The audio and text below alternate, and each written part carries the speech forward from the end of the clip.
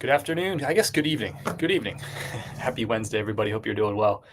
Just doing a quick live here. Just wanted to catch up with people. I usually do a live every Monday, and I haven't done that. Is this the third Monday in a row? Trying to get my dates here.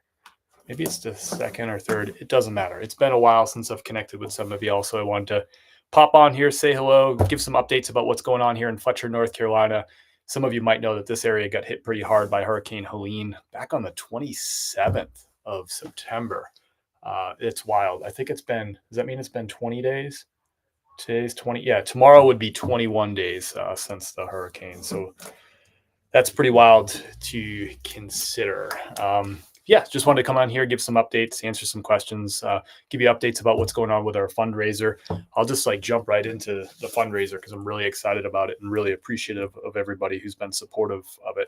And I guess we'll just start with that. Let's just start with a big dose of appreciation. Thanks to everybody who has commented on our video with love, prayer, support. Thanks to everybody out there who has I gotta go live on Instagram too. I forgot this. Let's go live. I forgot. I'm live on Facebook, on YouTube, and in 1 second here, we are live on Instagram too. So welcome everybody. Welcome in. So yeah, thanks to everybody who sent some comments with love, with prayers, with positive vibes, and just rooting for us and our neighbors here in this area. That means a real lot to us. Thanks to everybody who shared a video, commented, done all those things to help the algorithm sharing, liking, all that stuff. I appreciate all that. And if you would do that on this live, that helps too. Just helps us get the reach out there, get our voice a little bit louder. So I'd appreciate that. And yeah, welcome in. Hey, Val, how are you? Sales Shed's in the house. What's up? Kit Kat's in the house. Blessing. Go ahead. Say hello down below in the chat. All that stuff helps. Hit the like button. Say something down below in the chat and maybe share this with somebody who should also be in the live too. Welcome in. Welcome in. Marcel, and welcome to a lot of you have been following me for years. I've been putting out content about our small business here in Fletcher, North Carolina. We've been doing that for just over 4 years now. So we have a lot of longtime followers, and thanks to you, we also have a lot of new followers who have jumped on board with some of our content that we've been sharing over the last couple of weeks. A little bit different kind of content than we typically share. Instead of filming, clothing and shoes and that sort of thing, we've been filming like floodwaters and homes that are being demoed and rebuilt and stuff like that, and trying to share people's stories around here. People were impacted by the storm. So it's a different kind of content. Welcome to everybody, whether you've been following us forever and ever, or whether you just jumped on board recently. And let me know down below. We got some, if you're a new follower, just drop new down below in the chat. This is live, so I'd love to answer your questions. This will also be available as a recording on YouTube and Facebook. So as soon as this live is over, you can rewatch this if you're busy eating dinner or wrangling the kids or whatever it might be at work or that sort of thing. You can rewatch this in any of my live streams on Facebook and YouTube. I'm Chris at Peak Everywhere. What's up, Mindy? How are you? Jamestown, thank you so much for your generous donation, Harold. And if you donated and I recognize your name and connect it with the donation, you better believe I'm going to thank you in here.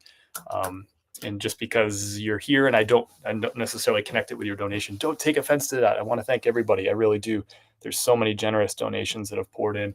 I told you I was going to give you a number. So the number as of 10 minutes ago, I lost my page.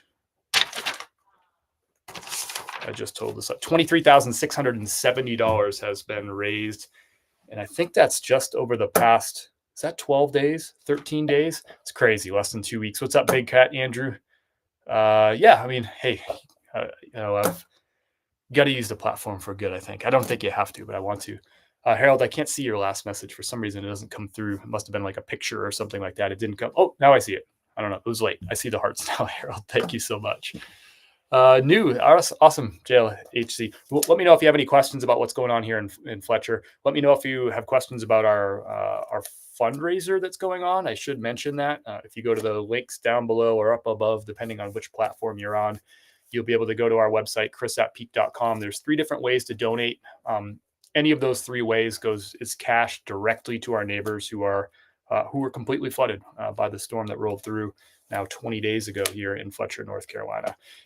So those links, again, chrisatpeak.com. There's links up above and down below. If I do see a donation from y'all, I'll keep checking my phone. If it comes through during the live, I'm going to do my best to thank everybody who does that. You can also get yourself a bag of delicious coffee. Got a new roast. You can see how empty the coffee shelf is right now. There's 4 total bags left from last week's roast, but you can get yourself a delicious bag of coffee. It's a great way to support Kim and I. Obviously, this storm took a big hit to our small business. We had no power for 15 days for our home business, and we had no internet for 18 days. So we just got the internet back, thankfully, Monday night. So getting Chris at Peak Enterprises here back up off the ground. What's up, hip flipping mama? The hippest, the flippest. It's Kelly. Hope you're doing well. Long-time follower, hip flipping mama. Appreciate you, Kelly.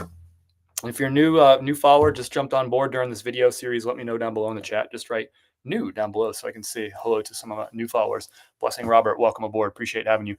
Most of my content, this is a business channel, right? So most of my content is sharing with people how they can start and grow their own reselling business. I've been doing this for over 4 years. Started during the pandemic when I had a full-time job and I had a side hustle that was giving me good money. So I felt the responsibility to help people during the pandemic when the unemployment rate in June 2020, when I did my first video, was 12.5% in the country. And a lot of people were underemployed or half employed and all that stuff too, in addition to that. So I mostly sell clothing and shoes, but flip a lot of things from thrift stores, garage sales, estate sales, retail clearance stores, and all that. It's a great reselling is a great side hustle. It's a great entry-level business. So I try to share what I can with folks about reselling.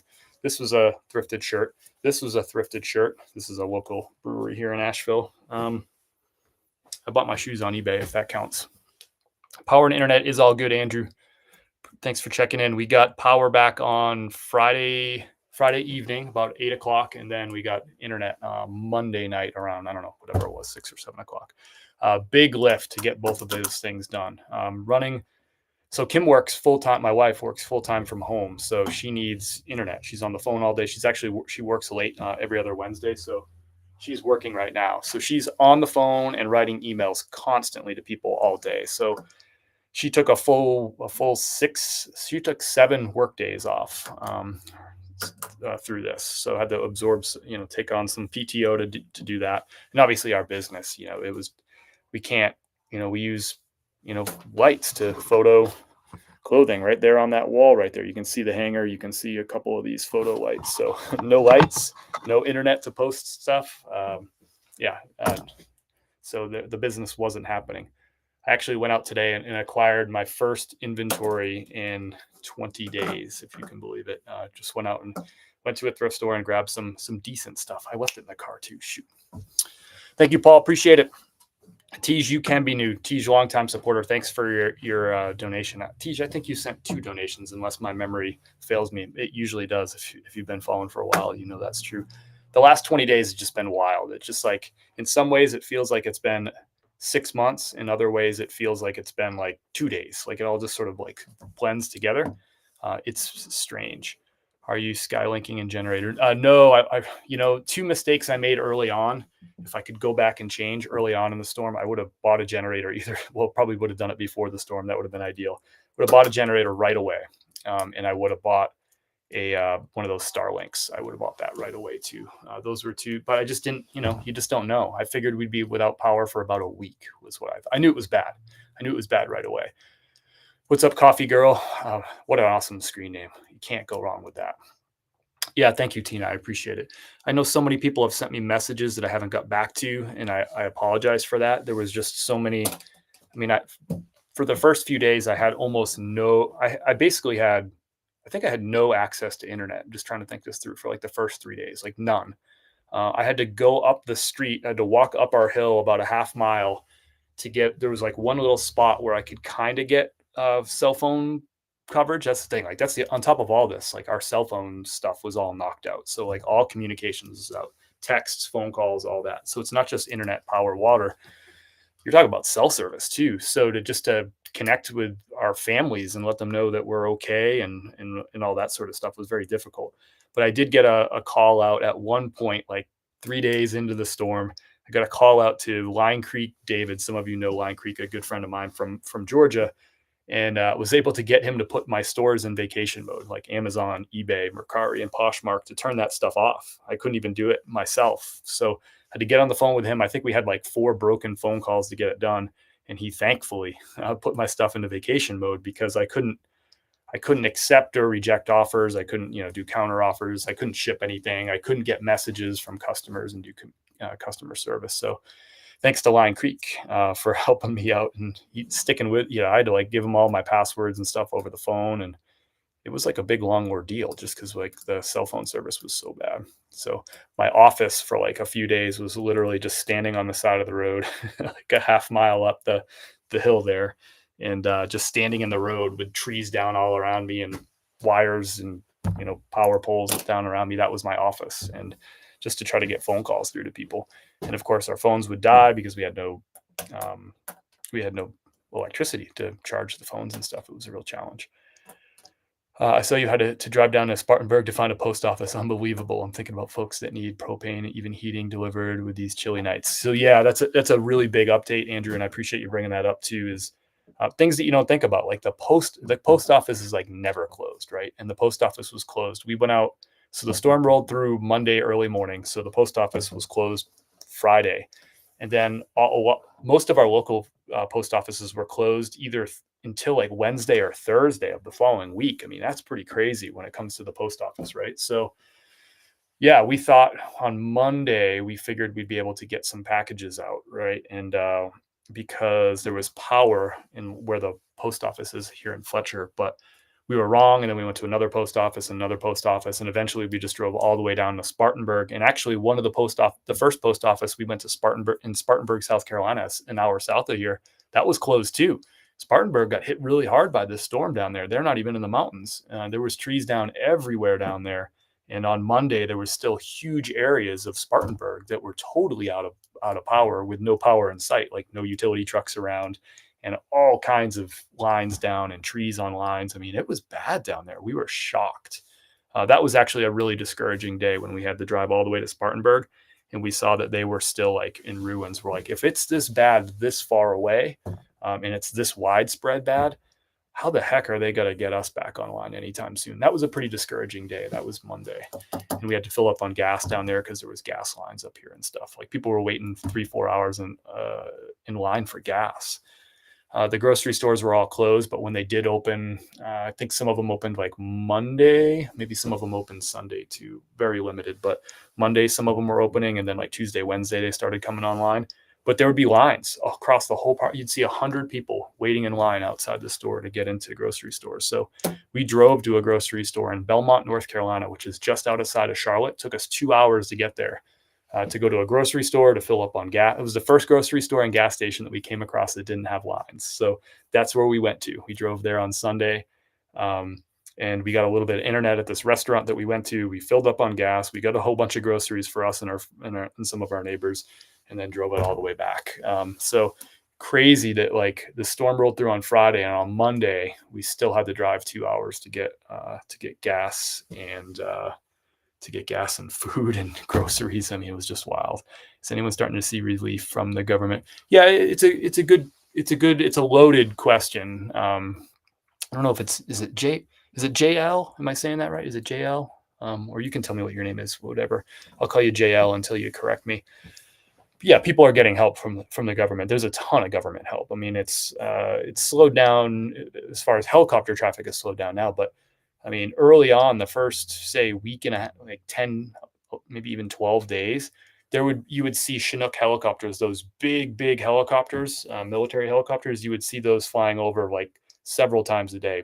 They were just going and like bringing supplies into people, bringing troops and relief and water and all that stuff, and getting people out of tough situations. So yeah, there was a ton of government support. I think a lot of people like to look at things as like,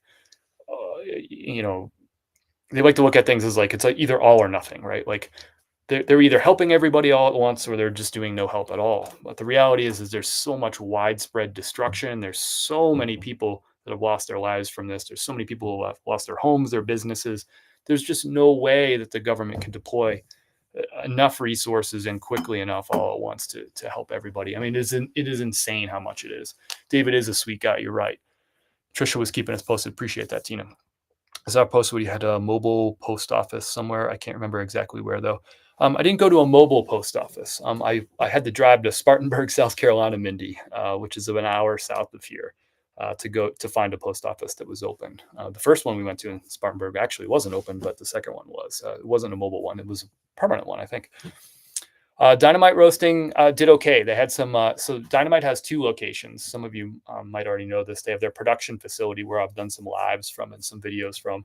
They also have their own coffee shop. It's about these 2 locations are about. I think they're about 2 miles apart from each other. So their coffee shop had some minor flooding in the bottom level, so they were closed there for a number of days, and they didn't have power for the coffee shop. I think it took them. I think the coffee shop was closed a little over a week, maybe a week and a half. And Dynamite, their roasting facility, that was out of power for. Let's see, they got it back. Storm came through Friday, knocked everything out. They got their power back the following Saturday. So what's that? 8 days later, and then they started roasting again that following Monday. So yeah, they were down and out for a week plus there. As far as businesses go here, that's actually pretty lucky to just to be out of commission for a week. They sustained no damage to their production facility, luckily. Really luckily, because they were in an area that was hit very, very hard. If you drive a mile to the west of where their facility is, even less than a mile, like maybe 3/4 of a mile, there is the river just ripped through homes, businesses, everything, and just took everything downriver. Cars, tractor trailers, homes, just literally taken off their foundation, these homes, and just sent down the river. And that was less than a mile from their production facility. So they got very, very lucky, and they're very, very grateful that they're doing okay. But yeah, people are getting relief from the government. There's a lot of conspiracy theories out there. There's a lot of people who are creating lies, usually for their own good or for their party's own good.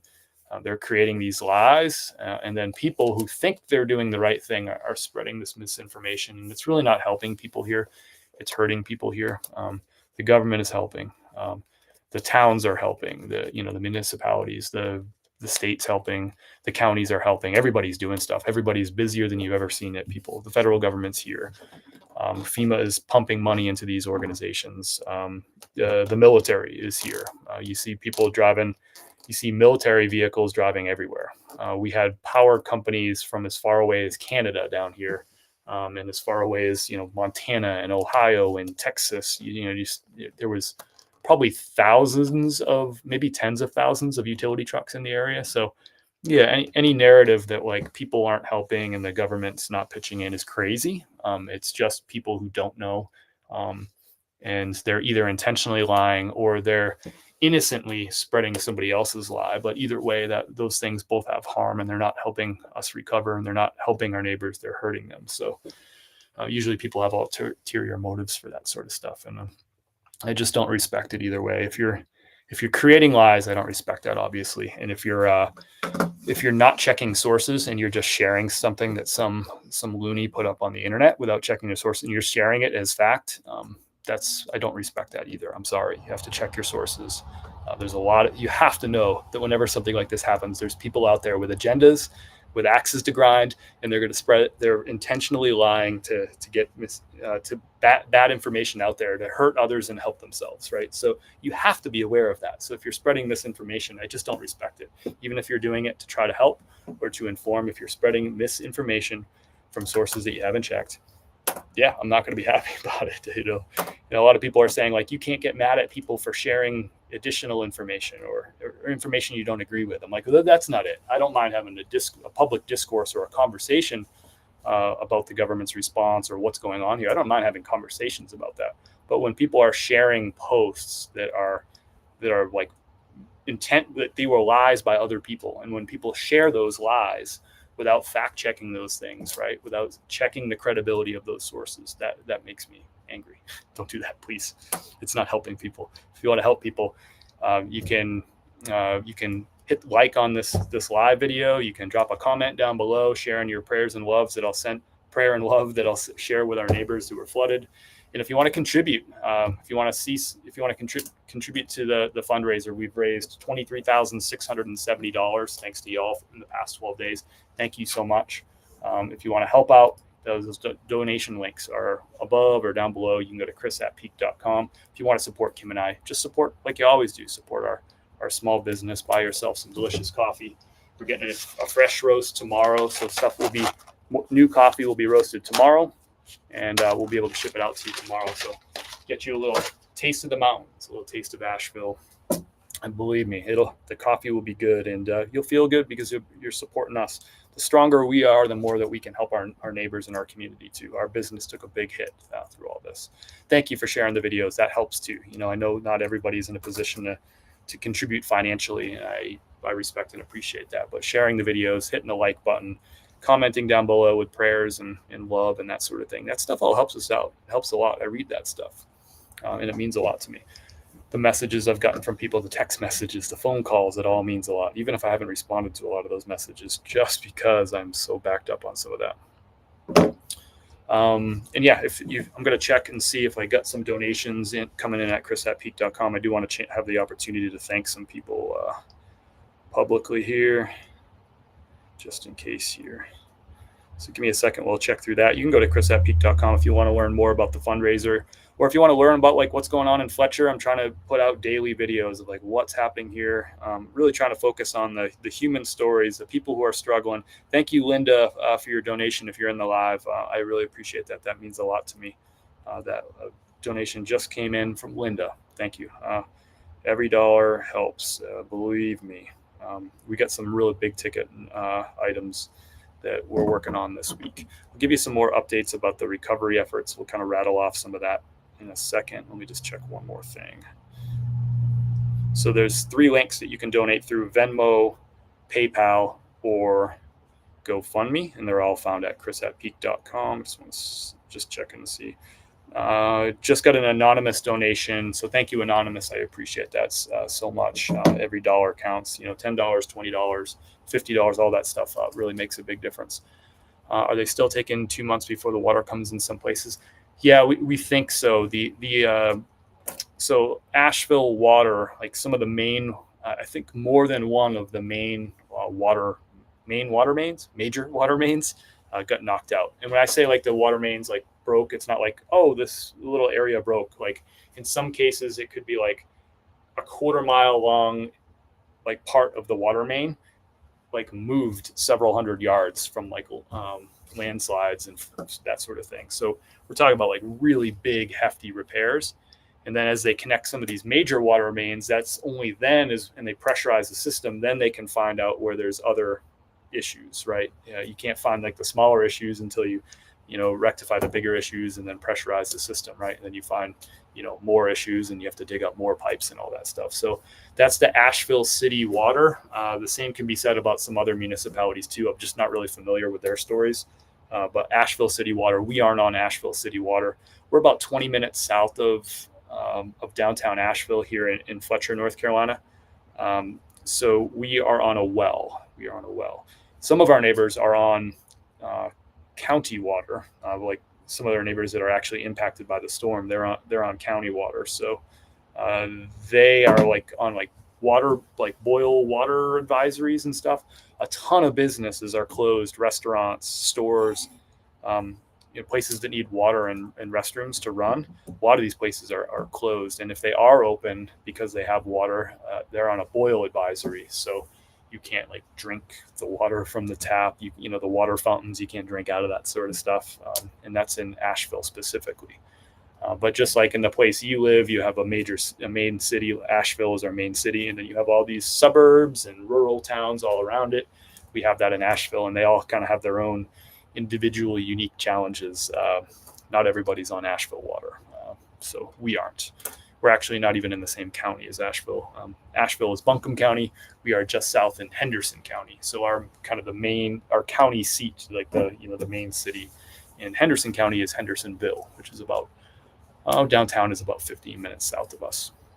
Yes, we have water at our house. When we got power back on Friday evening, so after 15 days of no power and water, once the power came back on, then our well pump would function, which requires electricity. So then we had instant water as of Friday evening.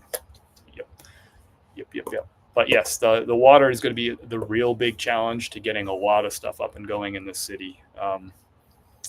Yeah, I mean, you got a city up there of, I think it's 90,000 people now in Asheville. And, many of those people don't have water, many of those businesses and many of those homes. It's pretty crazy.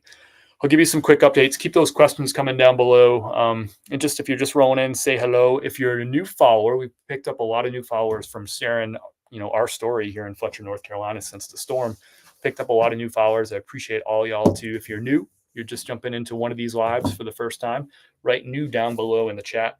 I typically do a live every Monday morning, and I ship out our orders from the weekend. And I talk through everything that's sold, and we pack those orders live. So it's a great opportunity for folks who are getting into reselling or growing their reselling business, maybe to learn a thing or two or ask some questions and all that sort of thing. So this is my first time going live since the storm rolled through. So my last live would have been, I think the storm was the 27th. So my last live would have been like the 23rd, if that makes sense. So it's 15 days after this horrible nightmare. At this point in your eyes, what's the biggest challenge?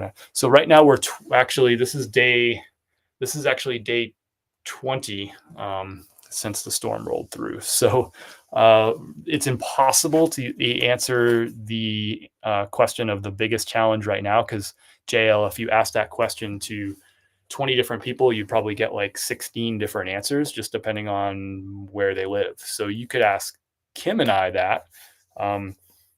Our biggest challenge right now is supporting our neighbors, right? Who got totally flooded out, who are just down the hill from us. So that's bringing in really two big challenges for us. It's finance. So bringing in donations, you can help with that by going to chrisatpeak.com. There's links above or links below. If you can donate 10, 20, or even $50, that goes a long way to helping our neighbors. We've raised $23,670 thanks to all of you out there. Old followers, new followers, and the like, who have come in with their generosity. So thank you so much. But money is a big thing. And the second thing is like labor, getting skilled labor to get stuff done. So some updates from down the hill.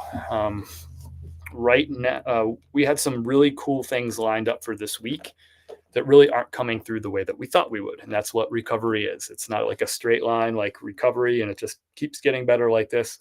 It's got to be these waves. And the trend is generally up. Things are getting better, but it doesn't mean that we're not going to have these bad days where it feels like we're going backwards a little bit. So one of the families we're working with is Joy and her daughter, Maddie. And you've probably seen, you haven't seen Joy and Maddie in the videos. They've asked really not to be shown, and they don't really want to talk to the camera and stuff, but you've seen their home and a lot.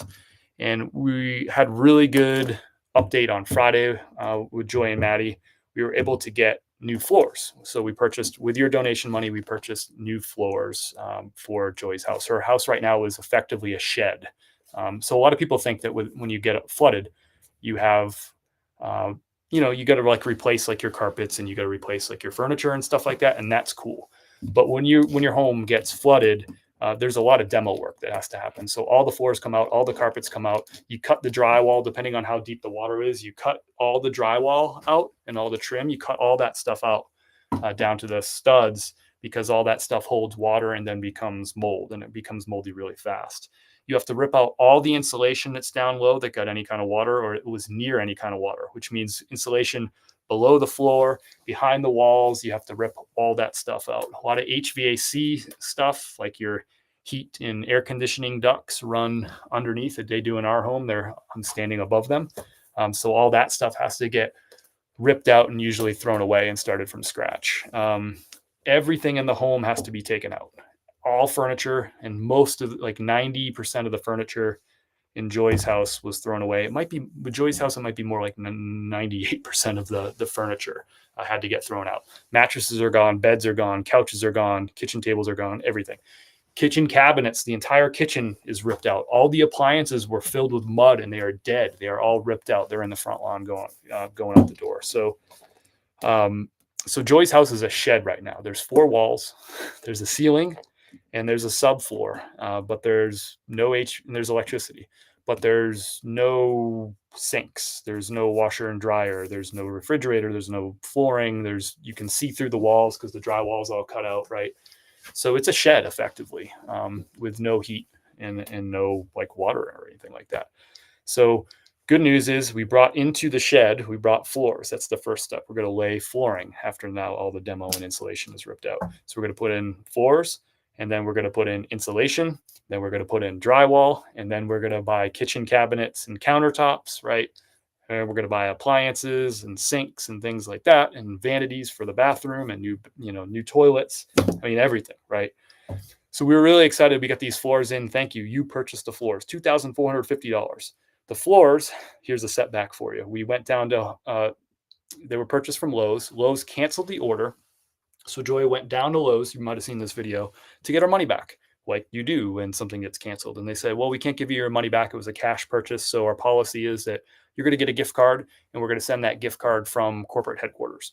And they're going to send that to you in this snail mail. And we're like, well, we can't have that. We're installing floors early next week. We can't wait for a gift card to come in the mail. This doesn't even make sense. We paid you cash. We want cash back. You canceled it. We're not returning them. So we had to go down there, have a tough conversation with the folks at Lowe's. The managers at Lowe's were like the nicest people I've ever met. Like I went in there like ready to argue. Yeah, I mean, I was ready. I was ready to go when I walked in that store, and these were like the nicest two guys I ever met. They wanted nothing to do with my argument. So they just wanted to help, and they clearly wanted to help Joy. So they said, come back tomorrow, bring Joy down. She can pick out floors that we have in stock, and we can either deliver them to you, or you can take them home with you tomorrow. We'll have you some floors. You just got to come pick out what's in stock. So my neighbor Chris brought her down. They went and picked out floors, and guess what the managers down there did? And I should say their names, Chris and Patrick. And Chris was the one that helped them on this particular day. What are Chris's? Chris, the manager at Lowe's, the local manager, let her pick out floors that were much, much more expensive than $2,450. I don't remember what the final price tag on those floors was, but they were much, much better than the floors that she had initially purchased. And she didn't have to pay any extra money. So she got the more expensive floors for the original price of $2,450, which is huge. Chris also said, look, I'd like to donate from Lowe's. I'd like to donate some insulation. I understand that the insulation has all been ripped out in your subfloors and in your walls, and we would like to donate those materials to you too. So not only did she get floors, really nice floors at a cheap floor price, she got a whole bunch of insulation for free too. And that's how Lowe's, the local Lowe's managers, stepped up to the plate to support the community, and we're really, really grateful for that. So we were excited. We had some volunteers that were coming in from Pennsylvania that were going to come install the floors yesterday and today, Tuesday and Wednesday. Well, the volunteers didn't show up. We heard that maybe they weren't going to come. Nobody's been able to get a hold of them. So that volunteer group, for whatever reason, we don't think we're going to see them. So now we don't know how we're going to get these floors installed. So the two biggest challenges for us are finding money to buy raw materials to rebuild Joy's home and some other neighbors' homes, and getting labor, cheap labor, donated labor, whatever, to help put all this stuff in. We can't pay full ticket price for all this labor to rebuild. Joy does not have flood insurance. This is an important thing that I should say too. So homeowners insurance is giving Joy exactly $0.00. $0.00. So, and again, if you want to contribute to this, every dollar counts. Commenting down below helps. Sharing this live, sharing the videos, sending your prayers and love, all that stuff helps. But if you do want to send some financial support too, which we direly need in this neighborhood, Joy and Maddie really need it. You can click the links up above or down below, depending on which platform you're on, or go to chris@peak.com. You can actually see it. It says chris@peak.com right there on the screen. And you can go click to the 3 donation links. There's a Venmo, there's a PayPal, and there's a GoFundMe. The Venmo and PayPal go to direct cash. I take out money. I max out my ATM withdrawal limit on both my business account and my personal account every single day, and distribute that money direct cash to these neighbors. They tell me, here's what I'm buying today. Here's what I need. I'm like, cool, I'll be down with cash for you in a little bit. These folks know exactly what they need, and they're working hard to get themselves back up on their feet. My job is to remove some of these financial obstacles. We're also giving them, we're helping, cut up down trees. We're helping them physically do stuff like rip out drywall and do demo work and stuff too. We're also, sharing advice and counsel and stuff the best that we can, because we're, our homes, we go home and now we have heat and water and all that stuff. And so we can be freed up to kind of get internet and talk to people and talk to our friends, and then go back and say, hey, here's what we heard from some people down the street, or in another town, here's what worked for them. So we're also sort of like just giving advice, not as experts, but giving advice as just people who are also in touch with knowledge. Hi, Jason. How are you, buddy? Thanks for popping in. I appreciate your video, by the way, today, Jason. That meant a lot to me. Really cool video. Appreciate you, bud. You know that. And thanks for your donation, multiple donations from Barry D. Jason. Thank you, brother. Appreciate it. Hey, Dana. Amazing of them to step up. The Lowe's thing was huge. I shared a video about how we were upset with Lowe's on Thursday, and that video got a lot of plays. And the video where the follow-up video to that, I don't think got as many plays. So I got like more people mad at Lowe's that never heard the final outcome, which was actually really good. It was frustrating though at the time. My job is to share the story as the story happens, and at that time it was very frustrating. It was very, very frustrating. Did the water rise above the electrical? In some cases, yes. We're still trying to figure out. There is some electrical issues with Joy's house that we're trying to sort out. But I don't know that I can really speak to them. I just don't know enough about electric. But there is some issues in her house. Some houses don't have any electric issues, or if they have them, we aren't aware of them because the houses have since been demoed. Yeah, you get it. Like these houses are in various different versions of shed status right now. They have 4 walls, a floor, and a ceiling, but there's nothing else in there. There's no furniture. There's no cabinets. The drywall's cut out. There's no sinks. There's no toilets. There's no bidets, Barry D. There's none of that stuff. So if you can support, I really appreciate it. Chris@peak.com. If I see a donation roll through while we're live, I'll try to call that out. If you want to support Kim and I, you can buy some coffee through the links too. You know how to do it. Get you a little taste of the mountains. We're actually going to get fresh roasted coffee tomorrow. We've sold out again. Our goal is always to sell out every week because we want the coffee to be fresh as possible. So coffee will be roasted tomorrow. We have a few orders that came in today and yesterday since we ran out, and we'll fulfill all those orders tomorrow. So we will be shipping out coffee that was roasted same day, which is crazy. It doesn't get fresher than that. We do have a few bags left. Here's a bag of whole bean, the medium blend. This was roasted last Thursday. That is just freshy fresh, y'all. Get you a little taste of the mountains. And believe me, it'll taste good and it'll feel good too. You're supporting our small business. It got its butt kicked over the last few weeks. If we're stronger, then we can go and support the community a little bit better too. I just got an order in the door. Thank you so much for, oh, that's Dion. Thought I just got an order in. Oh, I did. Peggy, if you're watching live, thank you so much for your coffee order. We got a bag of Black Mountain Dark Roast. That'll be roasted for you tomorrow morning, and we'll get it shipped out to you tomorrow afternoon. Thank you, Peggy. It's going up to West Virginia, Peggy. Thank you. And say hi down below in the chat, Peggy, if you're still here. Thank you so much. Very D needs to get a bidet sponsorship to send you some.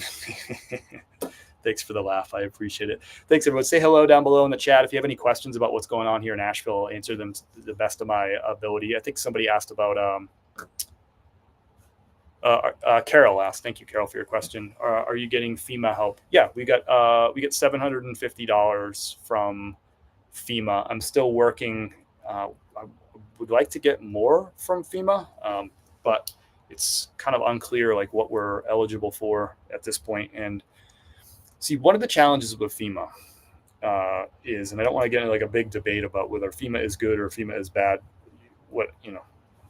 That's for another time. But to get somebody to get like answers from FEMA, you have to get them on the phone, right? So Friday I called, I waited on hold for an hour and 20. Marsha, thank you so much for your coffee order that just rolled through at chris@peak.com. Thank you so much. I'm going to honor this while you're here. Marsha, are you still in the live? Thank you so much. That's awesome.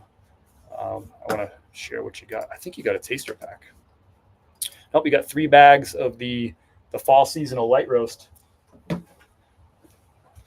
3 bags going out. Thank you so much for your support, Marsha. This is our fall seasonal, so every season we have a new light roast. So our fall seasonal came out about, well, I want to say 4 weeks ago now.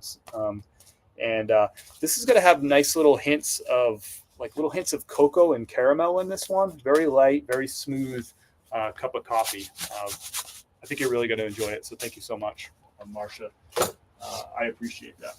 Now our coffee is available in whole bean if you grind it yourself. It's also available ground, like Marcia just ordered. We also have French press ground too. So if you make your coffee in a French press, we also offer a coarse ground specific for those of you who do French press coffee too. So all that's available at chris@peak.com. Thank you, Marcia. I appreciate that. Really awesome. If you want to learn more about our coffee too, you can go to chris@peak.com. You can learn about the tasting notes, where the beans are from. Our light roast is from Honduras for the fall. Our fall light roast is from Honduras. It's fair trade, it's organic, and it's single origin coffee, which means all the beans are coming from one farm that's in Honduras. That's what single origin is. So when you talk about like coffee, that's like the pinnacle, the peak of coffee. It's fair trade, it's organic, and it's single origin. So beans coming from one farm, which is the best of the best, and roasted right here in Black Mountain, North Carolina. A little taste of the mountains going out. So thank you, Marcia. So as I was saying, what was I saying? I don't remember what I was saying now. Somebody's going to have to remind me down below in the chat. If you've been following me for a long time and being in my lives, you know the my space cadet nature and tendencies, but also those are like exaggerated right now. My brain is mush. When you have no power, no electricity, no water, and many of your neighbors are flooded and in crisis, and you have no cell phone, like you don't know, like there's gas lines, you don't know what grocery stores are open. The grocery stores are like empty. You have to think about like every roads are closed, right? Like you have to think about like every step of your day requires brain power. And my brain is just like super zapped from all this. Not complaining, just being straight up honest with you. That's just the way it is. The brain is just totally zapped. You were talking about FEMA. Thank you, JL. Appreciate you being in here and hanging out.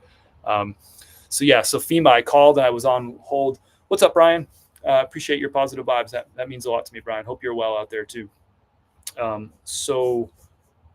I see you, Val. I'll get to your comment in just 1 second. That's awesome. You know me, a train of thought.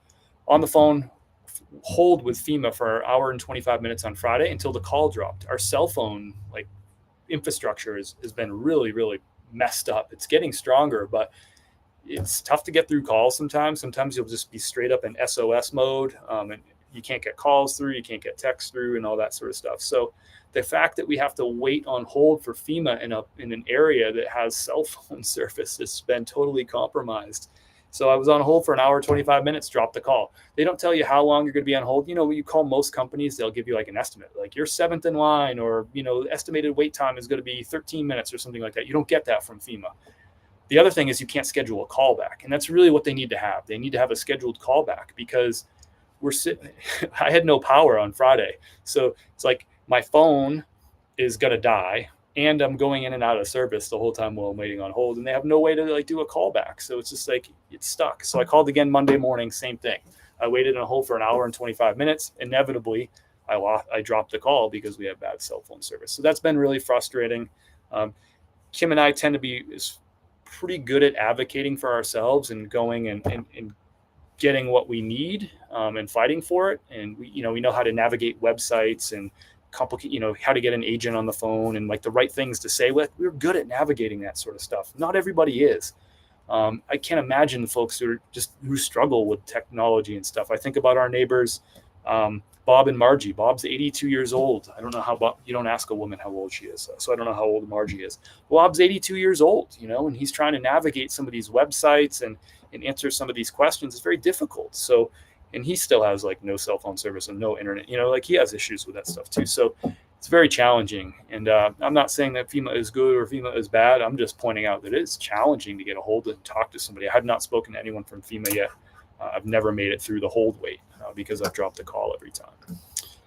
I said I'd get back to Dana. I appreciate your compliments on the coffee. That means a lot to me. Dana's got an order. Thank you for your order, Dana. I'm going to ship yours out tomorrow. We've already communicated about it. Thank you for your patience. But Dana buys coffee, I think, just about every couple of weeks. And by the way, if you're thinking about on the coffee thing, if you're thinking about buying coffee, we recommend people to order for whatever you would drink for a month, because the coffee is literally going to be roasted tomorrow. So anything that you order right now will ship tomorrow. It's going to get to you probably early next week.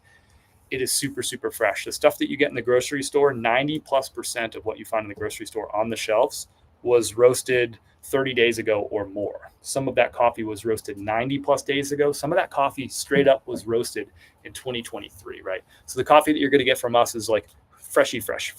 Doesn't get any fresher. It's, you order it tonight, it's going to be roasted tomorrow, and we're going to ship it tomorrow afternoon. So we generally, shipping does cost money, right? So we encourage people to, if you drink like, one bag a week, we encourage people like, go ahead, you can buy 3-4 bags, whatever you'll consume in a month, and that's still going to be ultra fresh. All the coffee, by the way, it's nitrogen flushed in this bag too, which is the best way to keep coffee fresh. And nitrogen is an inert gas that they pump into the bag, and that pushes all the air out of the bag. Air is bad for coffee freshness. Air bad.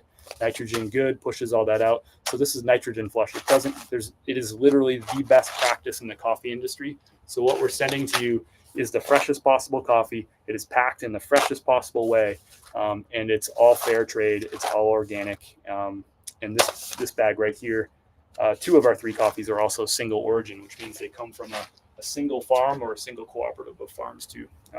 The dark roast is a blend. Dark roasts are so much better when you blend the beans. So it's a blend of 3 Honduran beans. Do you need a solar powered cell phone charger? That probably would have been a really great idea to have one of those during the storm. Going to wait in line in the morning to see if they show up at the facility. Joy, you're going to go to wait in line. You're going to go to FEMA. Is that what you're saying? I missed Val's comment. Sorry. Sending prayers on undisabled fixed income. Feel so bad for people like me who lost everything. Get more news from you and other social media than the news. Thanks, Val. I appreciate it. And, I'm sending all the prayers and positive vibes, and I just appreciate you just being in here and being honest. And, and even if you disagree with me too, if you don't like some of what I'm doing, you can say that too. We can have some conversation and dialogue about it. But I appreciate all of you who've just been so supportive. And you can be supportive in a variety of different ways. If you can't afford to donate, I get it. I totally get it. You can go ahead and share one of the videos, comment down below, share this live with somebody, hit the like button right now. That sort of stuff helps out too. And just sending positive messages, that means a lot too. I read as much as I possibly can. We got some videos that are going viral, so there's a lot of stuff coming in, but I read as much as I can. Good luck. Are you going down to the facility in I think it could be in Hendersonville. I think that's where they're going to be tomorrow. Am I wrong? I feel like I read that somewhere. What's up, Missy Carver? Appreciate you being here. Missy is in the house, and let me know what you learn, please, Joyful, from your visit, and let me know which one you're going to. It's so hard to figure out where we're supposed to go. It's getting easier because now we have a little cell phone service, and I have internet at the house, so it's getting a little bit easier to get information. What's up, Highwood? I feel you following Hurricane Katrina. We did not have power for 6 weeks. That's insane. We are 1.4 hours north of Biloxi. 6 weeks is wild, Brian. That doesn't even make sense. No power for 15 days was tough, and no internet for 18 was tough too. Remember, Kim works from home. She's 40 hours a week from home. She works for a college in Los Angeles, so it's not like she can just cruise into the office. She has to, she's on the phone and she's emailing all day. She needs internet. So we've been driving around. She worked all last week, and we were driving around to different places in town, like restaurants, coffee shops. They have internet. But the internet was so unstable for everybody that it would be good for her for a couple hours, and then it would be bad. And then we had to leave. We had to pack up all our stuff, our computers, our chargers, pack it all up, and we'd have to head to another place and find who did have internet. So sometimes some days were piecemealed together with 4.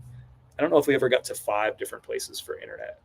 But we 3 or 4 would be pretty typical that we would go to get internet. So much wasted time and energy just bouncing around.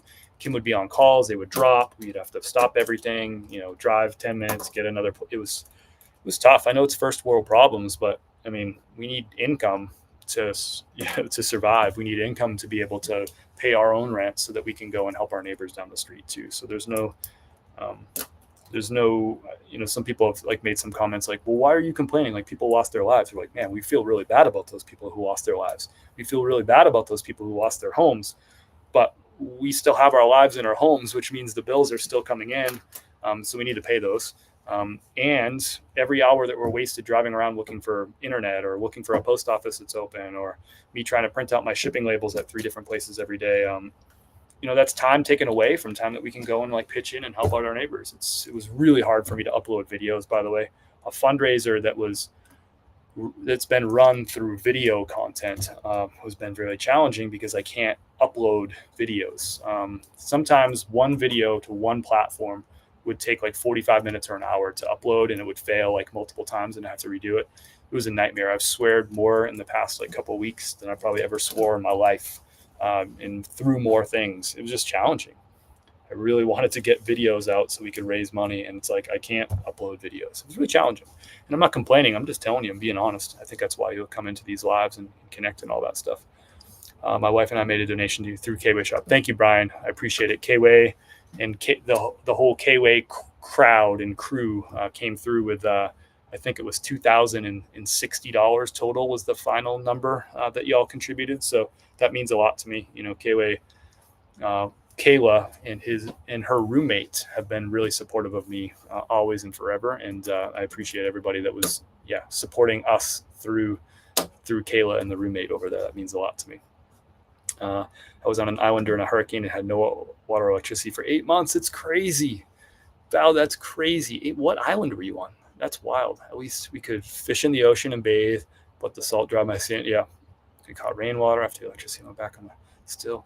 I bet you the stories you have from that, Val, are just incredible. Incredible. Thanks, brother. Todd's in the house. What's up? I got 2 friends named Todd Baker. I'm like, which one's that? I know that Todd. Yep, I know. I get it. What's up, Todd? I'll see you tomorrow. No, I'll see you next week, maybe. I think I'm stuck with Patrick tomorrow. Is that right, Todd? Miss you, brother. Hope you're doing well. I can't wait to connect soon, Todd. What did I miss here? Is Bob the man who walks by your house? No, that's George. So George lives uphill. So George did not get flooded. Thank you for asking about George. George is doing well. He did have some trees down on his place, but nothing major. George is doing well. Bob is downhill. So Bob got flooded. George got trees down. Nobody really escaped the wrath of the storm in our neighborhood. You know, the worst of the storm is definitely the flooding. You know, the flooding is just that causes the most damage. But people who are uphill, and I'm going to share a video probably tomorrow of some more uphill neighbors and some of the trees that are down and like trees that are through their roofs and stuff like that. I mean, it's pretty wild. Nobody in my neighborhood sort of got off scot-free. There's one guy, it's like a mile down the street. I think I've got to include this in a video. I haven't done it yet. I have a lot of video ideas and a lot of content that I haven't put together. I'm telling you, there's going to be 40 trees down in this one dude's property, like 40 big, giant, old trees that are down. Like, it's insane. And they're just like stacked on top of each other, like high, like just stacked high, just trees. His whole yard. It's got to be 40. It might be more. It's insane. You're going to Hendersonville. Gotcha. Yeah, let me know what happens to that, because I need to get in touch with FEMA too, and I haven't had luck with it. We have people coming to put in drywall and floors starting Friday morning. That's awesome.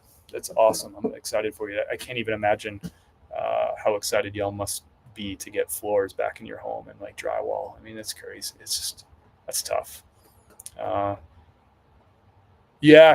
Kim, thank you so much. And Kim, let me know when you're ready for whenever you pop in your next order. I owe you a bag, right?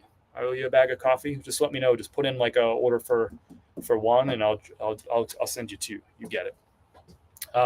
As far as getting back to normal life, Kim, it's going to be a long time for a lot of people. I don't think it'll feel very normal for a long time in the Asheville region. And when I say Asheville, I mean, the greater Western North Carolina region. It's going to be a long time. Okay. Thank you, Kim. I got fresh coffee coming in the morning, flipping Kim. So it's roasted tomorrow. If you get an order in before tomorrow afternoon, it'll be roasted and shipped the same day if you're into that sort of thing. I think you are. Howdy, Chris, drinking your coffee. Thanks, Carolyn. I appreciate Carolyn. Thank you for support, for your donations. Thanks for supporting our small business through the links above. And thanks for all your positive comments and all that stuff. It means a lot to me, Carolyn. And I know you're sharing videos and sending prayers our way and stuff through the comment section. I really appreciate that. Believe me, that's not, I don't take any of that stuff for granted. So as far as getting back to normal life, we got some news yesterday. So, and this is like really, really credible source. So we were talking on my neighbor's back porch. I was speaking with somebody that works for Fletcher, the public works department for Fletcher. And he told us that So typically the town of Fletcher takes care of trash and debris pickup. That's on them, like big trash and debris pickup after storms and that sort of thing. But the county's got to take care of that. So Henderson County, Fletcher's in Henderson. And he said with that news that they estimate that the trash, like a flooding trash, like people's like appliances and couches and rugs and stuff like that, all their belongings, all that stuff that's sitting, you've seen the piles in the videos, that stuff and all the debris, which is like just hundreds of thousands of trees and limbs and stuff that are all like cut up and on the side of the road now. They say that stuff, are you ready for this? Their estimate, it's going to take 6 months to clean up the trash piles and the debris piles that are all throughout the country. 6 months. This is a small county too. It's not like our town is, I think Fletcher is, I think it's like 3,000 people. Let me look this up. I mean, I should know all this stuff off the top of my head. 8,000 people is the town of Fletcher, right? Henderson County, I think, is like 100,000 for the whole county.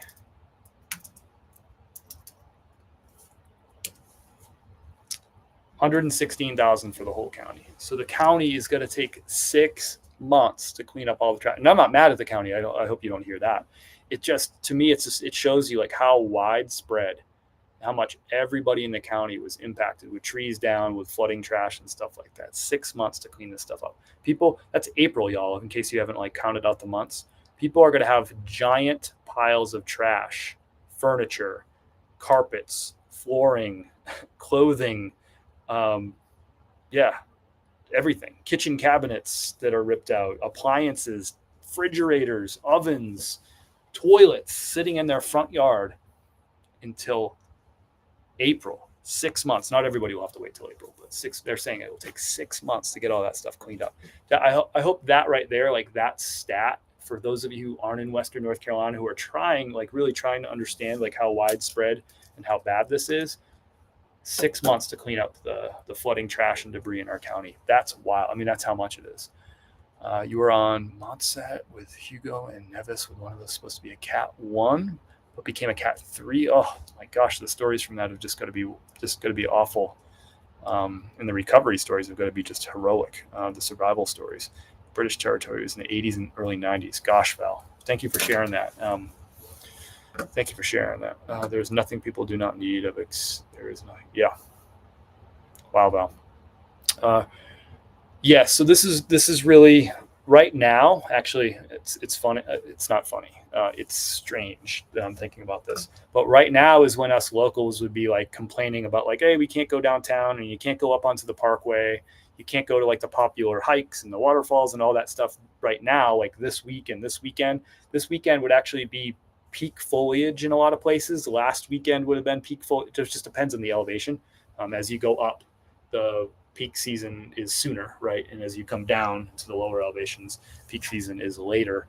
But really, like we're smack in the middle, depending on elevation, of what peak season is, which is, it's also a shout out to the peak season light roads. Get yourself a bag right now. Support our small business. The links are in the profile, or go to chris@peak.com. You can see chris@peak.com right there. So peak season right now. I mean, this is when Western North Carolina is at its peak beauty right now, and we are flooded with tourists typically. And it's a shame because a lot of places can't welcome tourists right now. They just can't. The roads are washed out. The trees are down. The Blue Ridge Parkway is closed all throughout North Carolina. The Blue Ridge Parkway is closed. Get this.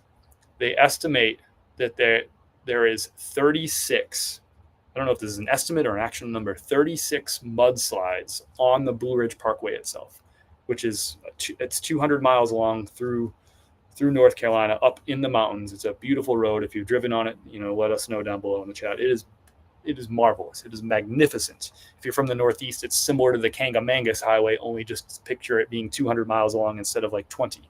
And it is awesome. It is closed. So 36 mudslides up there, and they're saying tens of thousands of trees are down on the road proper. Tens of thousands of trees are down on a 200-mile stretch of the Blue Ridge Parkway. The Blue Ridge Parkway is the biggest national park because it runs the length of the road. It is actually a national park. So the federal, I guess the feds are going to take care of that, but tens of thousands of trees down on the road. It is going to be a long time before you get some sections of the Blue Ridge Parkway back. So yeah, so it's a shame that some places can't accept tourism right now in our area. There's a lot of places. I mean, Jiminy Rock is not going to accept tourism or really anybody from the outside for a long, long time. It's tragic there. But there's some towns that are like weren't as if impacted by the storm that are here in Western North Carolina, and their tourism is suffering really badly because of the news. Like people aren't coming out here to some of those towns because that have power, have water, right? People can come to their hotels and stay in Airbnbs and go to their restaurants. Like a place like Brevard, for instance. Brevard is 25 minutes southwest of us. Most of Brevard did not get hit hard at all. In fact, we stayed down there. I did a live stream from there a little over a week ago. We stayed with some friends down there, and they had power, they had water, they had internet, all the things, right? We went out, to breakfast, and like there's no breakfast places open up here. It's crazy, right?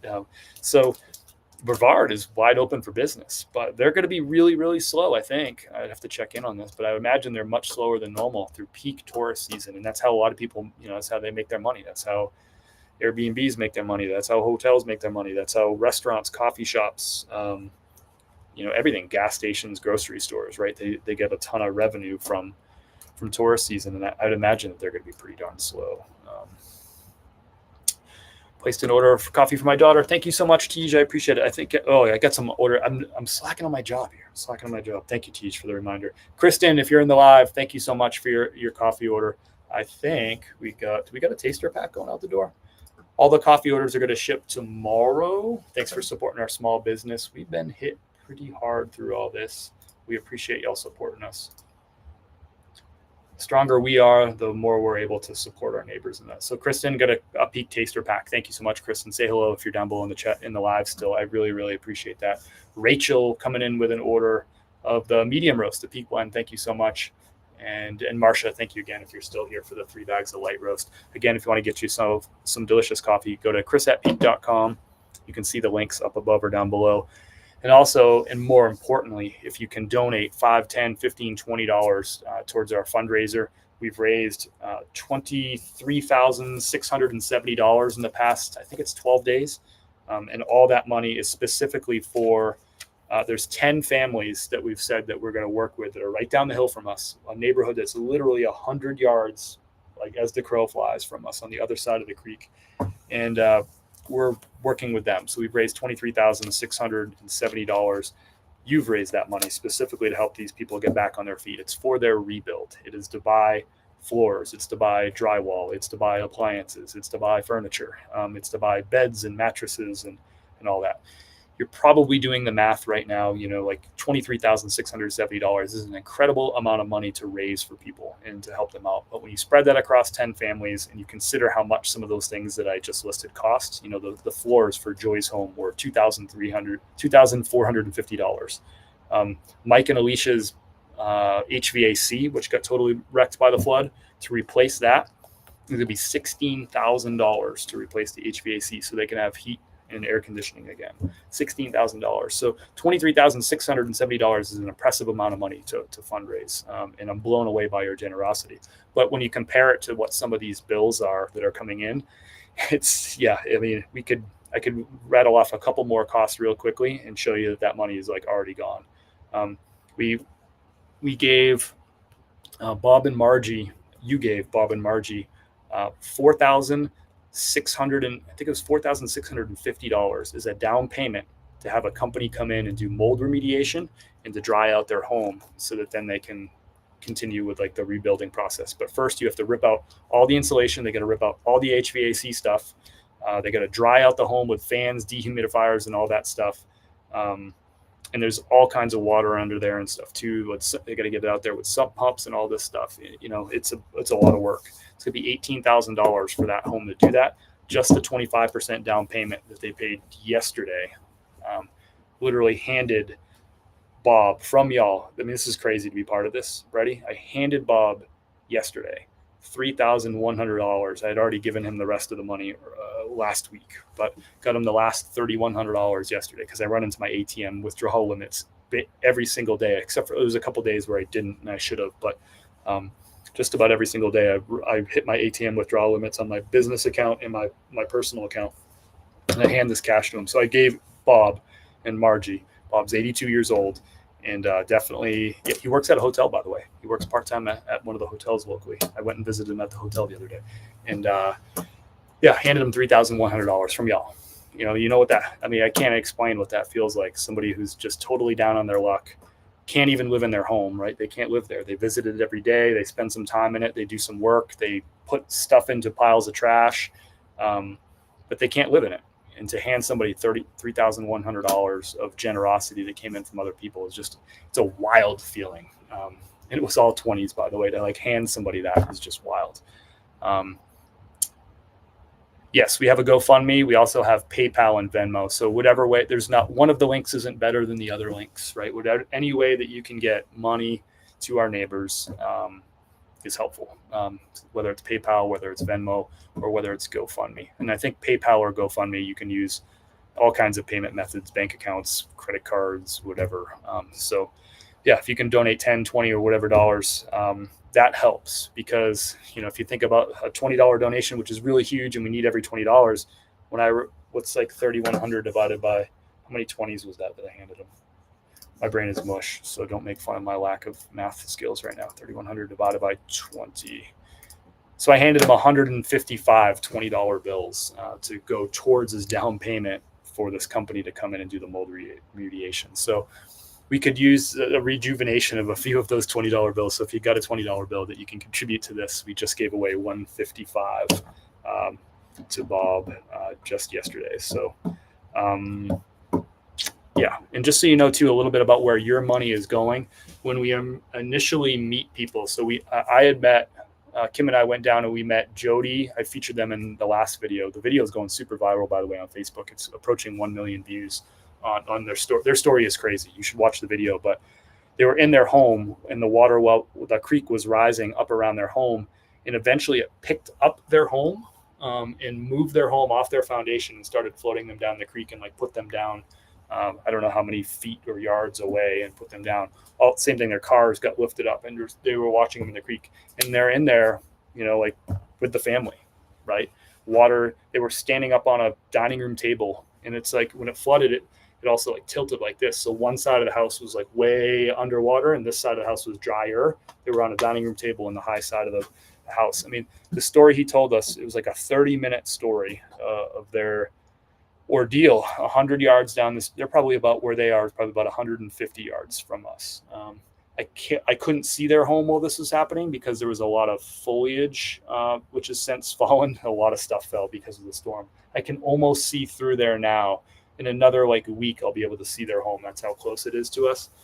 And yeah, just the ordeal that they went through is crazy. So anyway, we met with them, and what we do is when we first meet with a family is, yeah, we just introduce where we live, how we want to help. We tell them a little bit about a fundraiser that we've doing. We raised some money specifically for the neighborhood to specifically help you rebuild.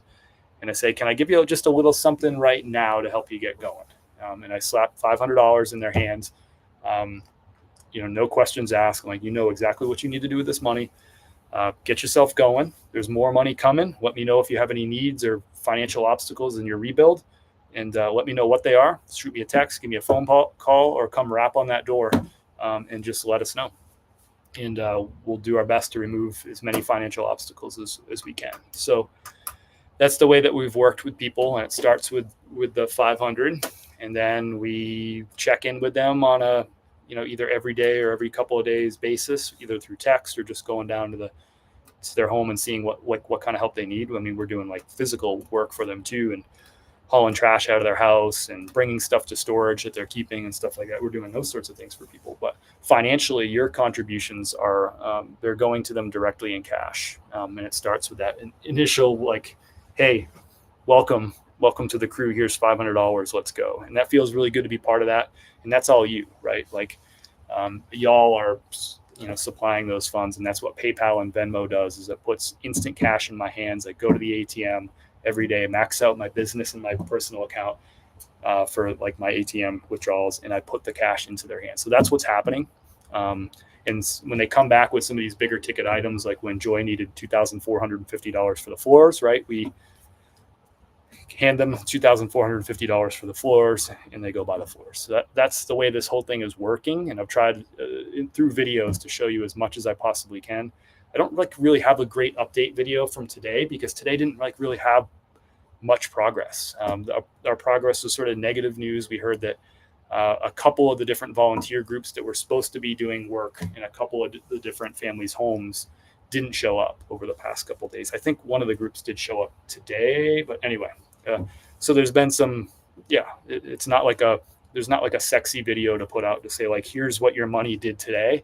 It's kind of like, we're just waiting for some next steps right now. You can't buy beds and couches and cabinets and countertops until you have floors in and drywall installed. Right. So we have some like really big costs that are just like sitting on the precipice that as soon as the floors are in, boom, we're going to go get kitchen cabinets. You know what I mean? So it's like, didn't have like a really big update for you. I'm not Dave, Julie, but Chris here.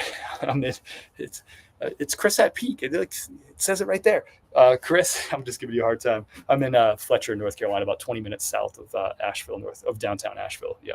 No, I'm not mad, Julie. I get it. I'm just playing with you. If you're going to be in here and send love and support and buy coffee and donate or, just say hello, you can call me whatever you want as long as you're being nice. I've watched you build your platforms for 2 years, and I can't help but think that this was the purpose. Yeah, we've had a lot of conversations about that, Missy, about that very point. And I think it's for this, and I also think it's for something that's coming next, and I'm not really sure what that is. But yes, I think this is an important part of where the platform is going. It was never intended to be just a platform for reselling. When I created like my online persona and I created my TikTok and my Instagram account back in June of 2020, the conversation I'm like, what do I even call myself like on there? And, a lot of people who do reselling content, it's like, blah, blah, blah flipper or blah, blah, blah reselling or blah, blah, blah picker, right? Is like a lot of that stuff or something sales or thrift this or garage sale that. And, I was like, yeah, I mean, that's what the content is initially going to be about because I want to empower people to start a side hustle to help them out of the pandemic. I mean, the unemployment rate at the time in June 2020 was 12.5%, and a lot of people were half employed and underemployed and all that stuff. So that's how it started, but it was to help people by teaching them how to resell, but it was never like long-term. So I didn't want to have all that stuff, the flipper, all that stuff in my name. If you have that stuff in your name, I don't judge you. I just knew that at some point, the game would change. And of course, like we've changed the game a little bit when we launched our coffee business about a year and a half ago, right? So it doesn't really make sense to have like Flipper or whatever in our name now because we have this other business that we run too. And now this donation thing, right? It has really nothing to do with going to thrift stores or garage sales or finding clearance deals at retail. It is about helping our neighbors, get back on their feet and rebuild. So it was very intentional. I chose that name because I knew that this would go somewhere else. I just had no idea where it would go.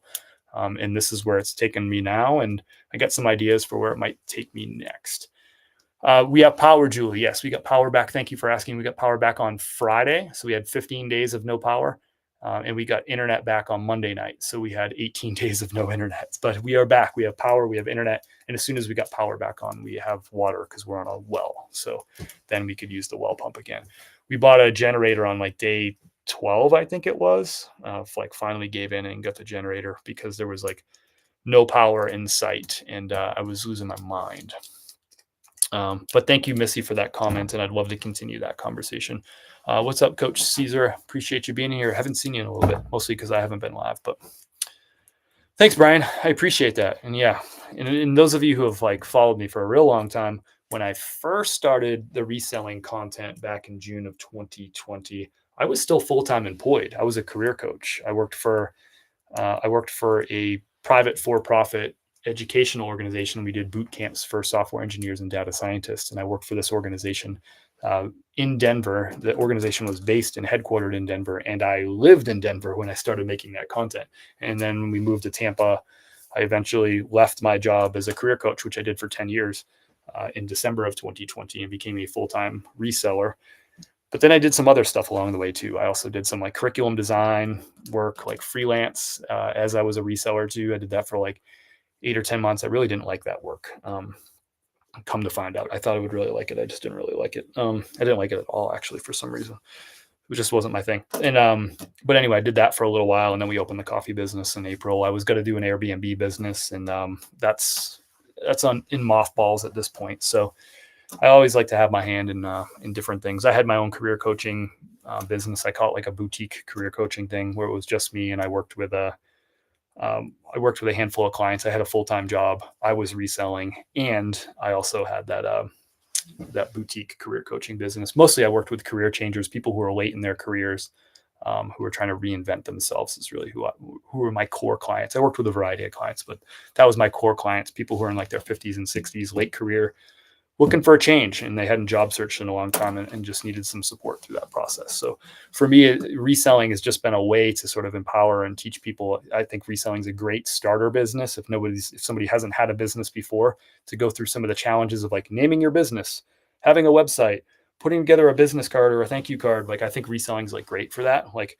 honestly, the hardest thing I think about starting, and taxes and all that stuff, but I think the hardest thing about starting a business, like the big introductory thing, is convincing one person to give you money for something that you have, right? Like, as an entrepreneur. So if it's the first time you sell a shirt, right? Like, like convincing someone to give you money for your product or service the first time, like, that's a huge step, and I think reselling is a great sort of gateway business for people to kind of learn how to be an entrepreneur. It has been for me. It was my second business, but my first business was my career coaching business, which I started in 2016? I should know these things.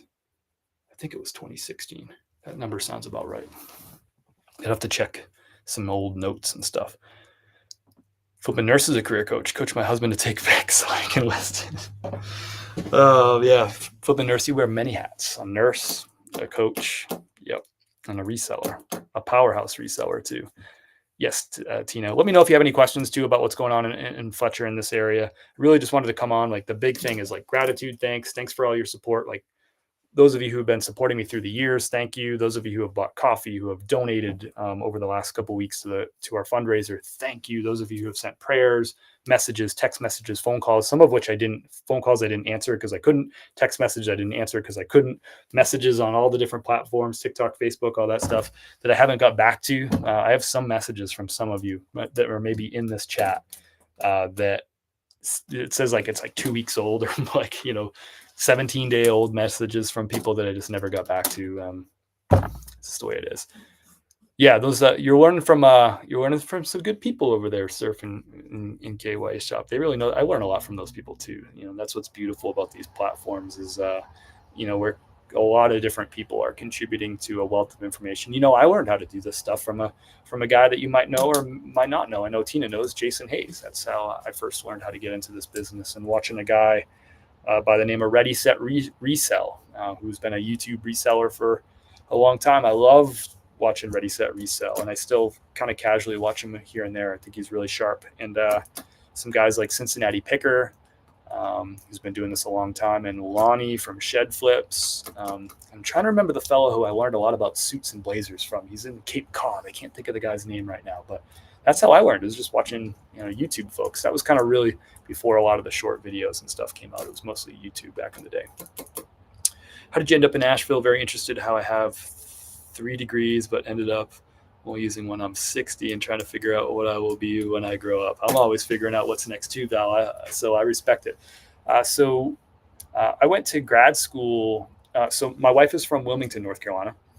We met in we met in New Hampshire when she lived up there. She lived in New England, Connecticut, Massachusetts, and New Hampshire for, maybe 10 years. And we met. And then it was time, like, I decided to make a career change when I was 31 years old. I wanted to start working in higher education at colleges and universities. I had been working part-time for my alma mater, University of New Hampshire, the Wildcats. And but in order to get like good full-time, salary jobs in higher education, most of the time you need a master's degree. So I was not interested in going back and getting a master's degree. I got a master's degree because it was got to fulfill my career goals. But as we were looking at where to go to school, we looked at I'll tell you the short story. We ended up going to Boone, North Carolina, where App State is. They had a perfect program for me, and things just fell into place the right way. I got this like random scholarship at the last minute that allowed me to accept I got the right graduate assistantship position in a career center at App State, which made a lot of sense for us. And the program that I went to, it was called College Student Development. I think they changed the name of it now, but I went for a concentration that was what was the concentration?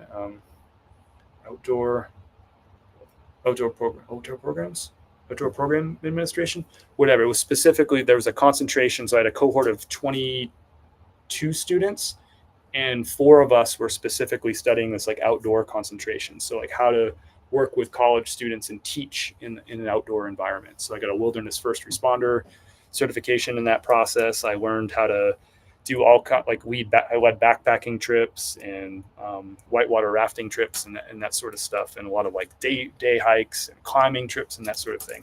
And so I thought so we were in Boone, North Carolina, and then we really wanted to be in Asheville because we love being in the mountains.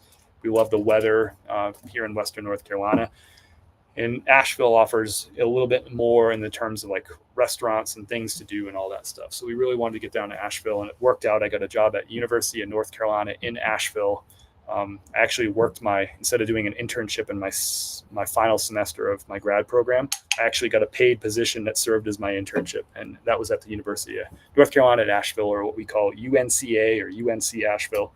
And I got a job there working in the career center as a career coach, worked there for 4 years. And then we moved to Denver, and then we moved to Tampa, and now we moved back. Now we live in Fletcher, about 20 minutes south of Asheville. But we lived like downtown Asheville. We lived in a neighborhood called Montford, which is it's a historic neighborhood. It's like it's just north of the downtown proper. So we were a 10-minute walk from downtown, and I also had like a 15-minute walk to work because UNC Asheville is in North Asheville. So we were kind of between North Asheville and downtown. It was great. We had a lot of good times back then. We didn't have a lot of money then, that's for sure, but we had great times and fell in love with like this city and this area. So I'm in Wilmington. We've been sending supplies. Appreciate you, Julie, with all those supplies. Yeah, and obviously like Wilmington is an important place to me, and definitely an important place to Kim. That's where she was born and raised. But love getting down to Wilmington. We haven't been down there in a long time. It's a 6-hour drive, but I really enjoy getting a chance to spend time down in Wilmington. Are other businesses in your area open for online purchases? Yeah, a lot of businesses are. If you're interested in, there's a list on Facebook. I'm never going to find it because I forget the name of it right now. I'll have to think about it. But there's a group that's like they put together this like big like website and list. I signed up to like be a part of it. I forgot about that until you just mentioned it. But yeah, there's a lot of businesses that are up and running. There's a lot that aren't too, but I don't have like a stat for you. But a lot of businesses are open. Just a lot of them can't be for a variety of reasons, like no power, no water. Some businesses are really badly damaged. Some businesses the structures are gone. Like physically, they're not even there anymore. So there's a variety of situations.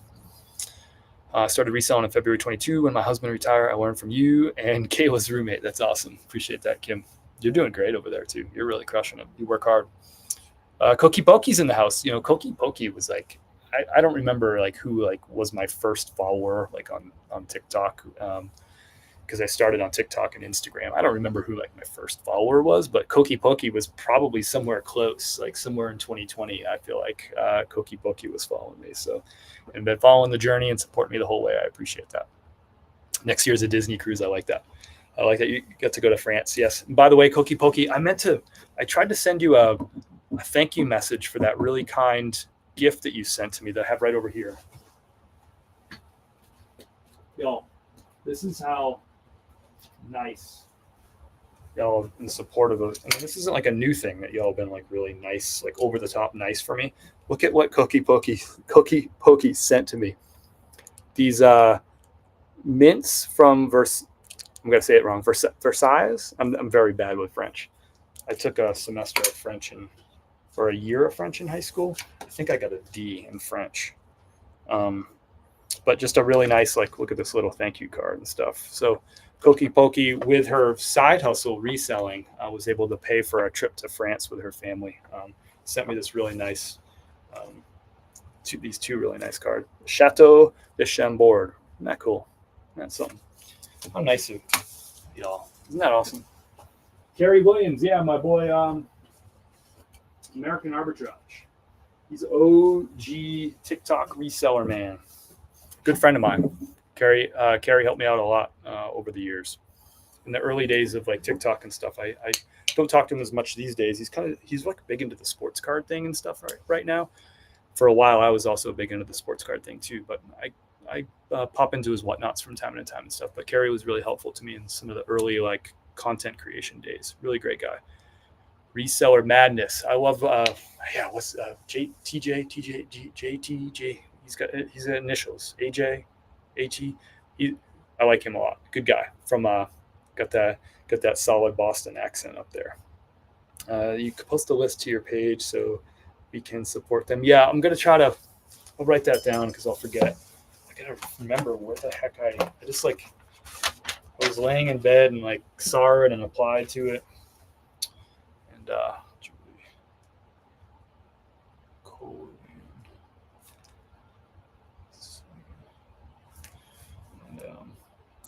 WNC Open Biz. Let me see if I can find it. I might have like an email confirmation.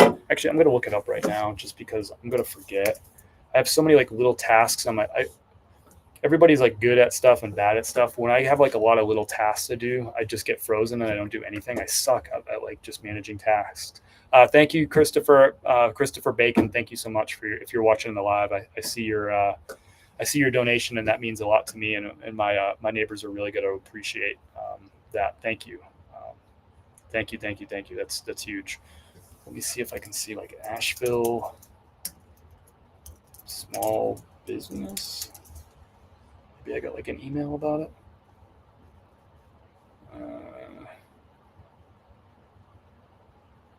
Yeah, I'm not seeing it.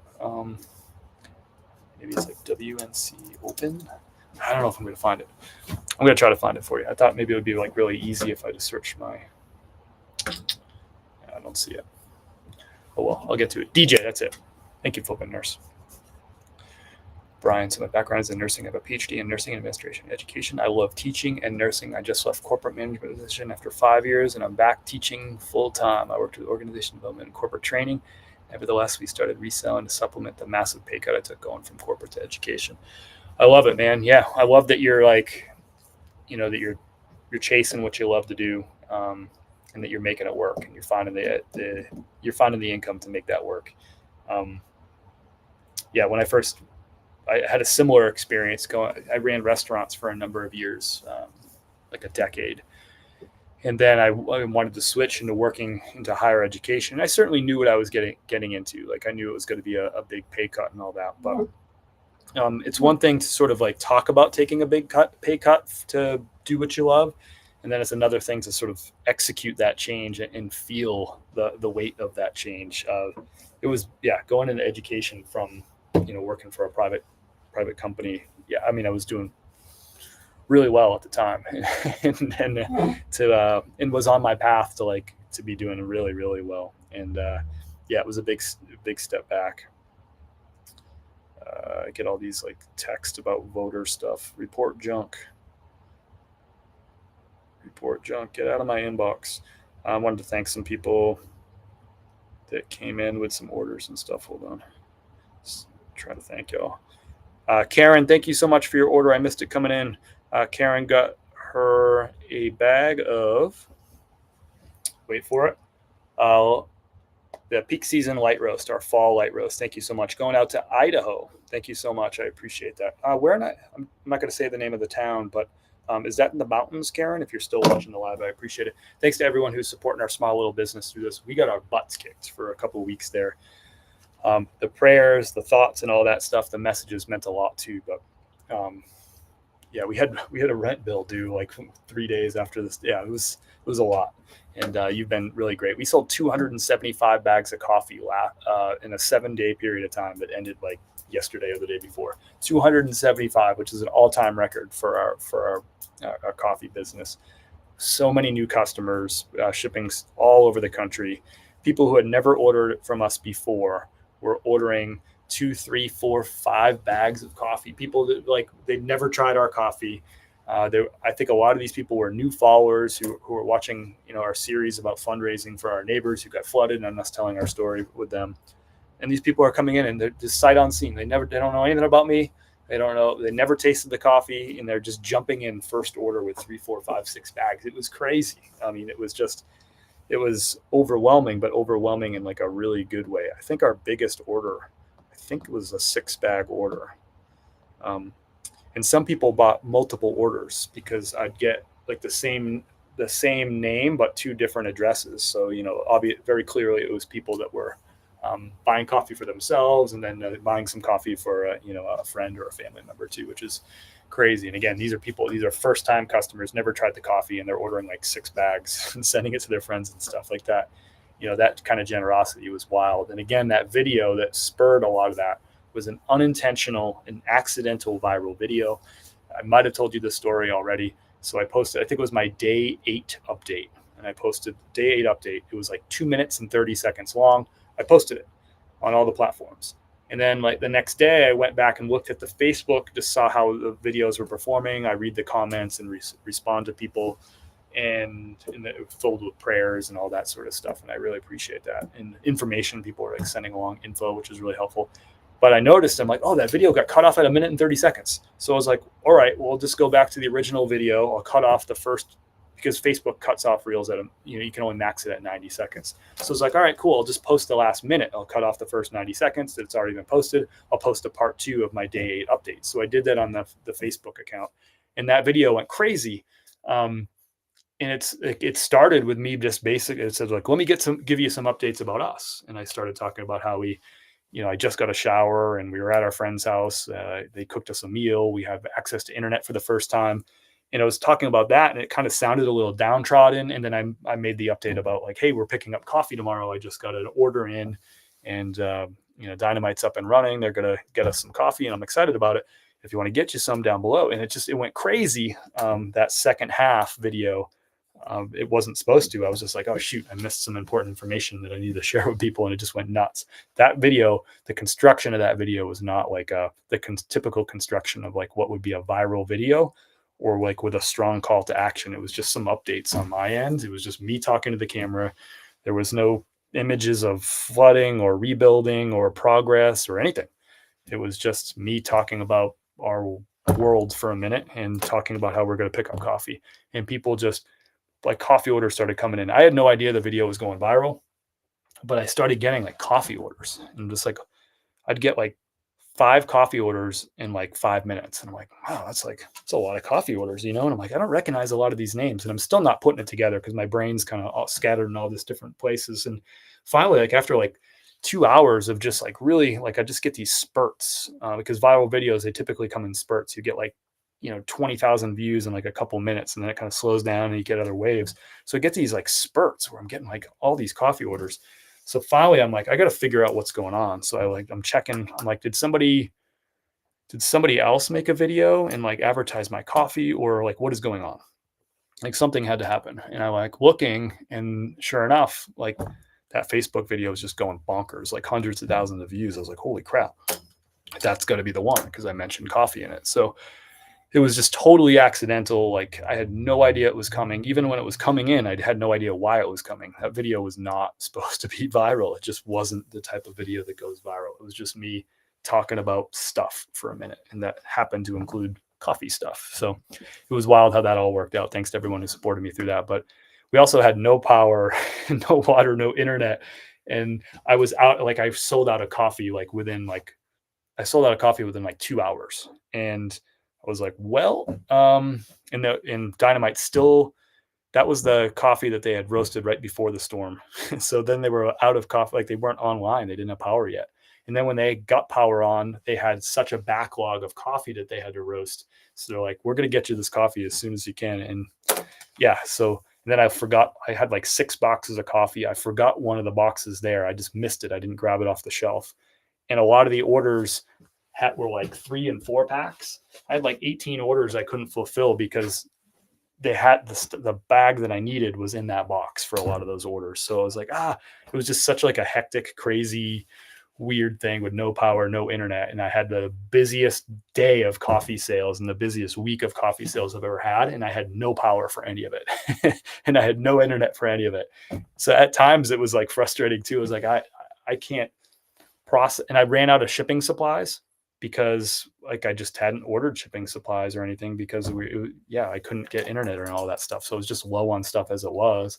And then we got pummeled, and then all the deliveries were really delayed for shipping supplies. Luckily, I got shipping supplies. I ordered from everything I needed from 3 different sources because I knew that at least 1 or 2 of the sources would fall through, and they did.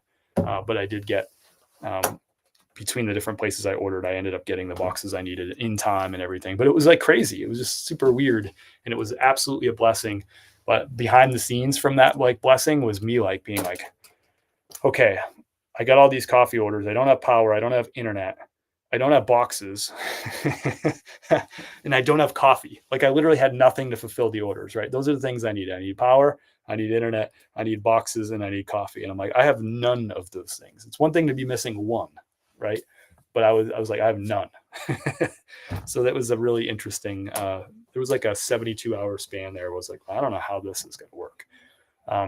And it was, to get up there, there was a few days where it was really difficult to get around. And that was in the midst of like still like a really tough to drive. And Dynamite's 35 minutes, like 35 minutes away from us. And to drive up there at that point in time was, it was more like 50 minutes. Just the traffic is crazy. There's roads closed, there's trees down. There's all these like power trucks, and it was just like a wild time. We had to drive through Swannanoa for the first time. Swannanoa is one of the hardest hit areas around here that we've seen. And buildings just sawed in half, taken down the river, cars taken down the river, tractor trailers taken down the river. Anything you can think of, just like taken down the river. Buildings literally cut in half. Tractor trailers upside down, tractors upside down. I mean, cars upside down. Like, really got hit hard. So you had to drive through all that. It was just like a weird, surreal time. But the whole time I'm like, man, how great are people? Like, how great are people for sending this blessing of like all these coffee orders? I have not listed for my clothing side of my business, I have not listed a pair of shoes. I have not listed a single shirt in 20 days right now. I went to the thrift store for the first time today. Thrift stores were closed for a while. Everything was closed for a while. And finally got a chance to get to buy a thrift store today and buy a few things, but I haven't listed anything yet. So I couldn't even do like online arbitrage because I didn't have internet. A lot of people were like, well, why don't you just like order stuff online? It's on clearance, online arbitrage. I was like, I don't have internet. I can't even do that. So the coffee was really the only thing that could work for a little while. So that was the first video, Val. That's pretty funny. Yeah, that was not intended to be, that was just me talking to the camera. Thank you, Tej. Thank you for passing that along. And thanks anyone who got a coffee order in during the live or over the last couple of weeks. I just sold something on Poshmark if you care. Peter Millar, quarters at brand new. Hold on, I got to read this real quick.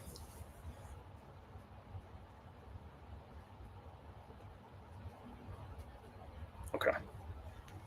Just got to respond to this. Got like the neighborhood network going on right now. Just a couple updates about tomorrow and volunteer stuff.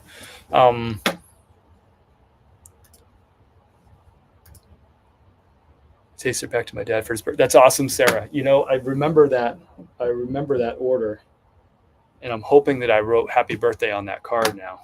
Let me see if that one is one that I haven't fulfilled yet. I remember that order.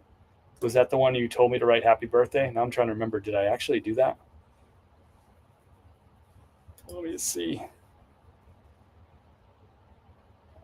Let me see. Let's see. Sarah, I hope I did that. I write handwritten thank you notes and all I got an order going out tomorrow for Bruce. Thanks, Bruce. Right. So he's got to get his coffee roasted tomorrow morning. I got handwritten thank you cards to all my customers. Always have, always will, I think.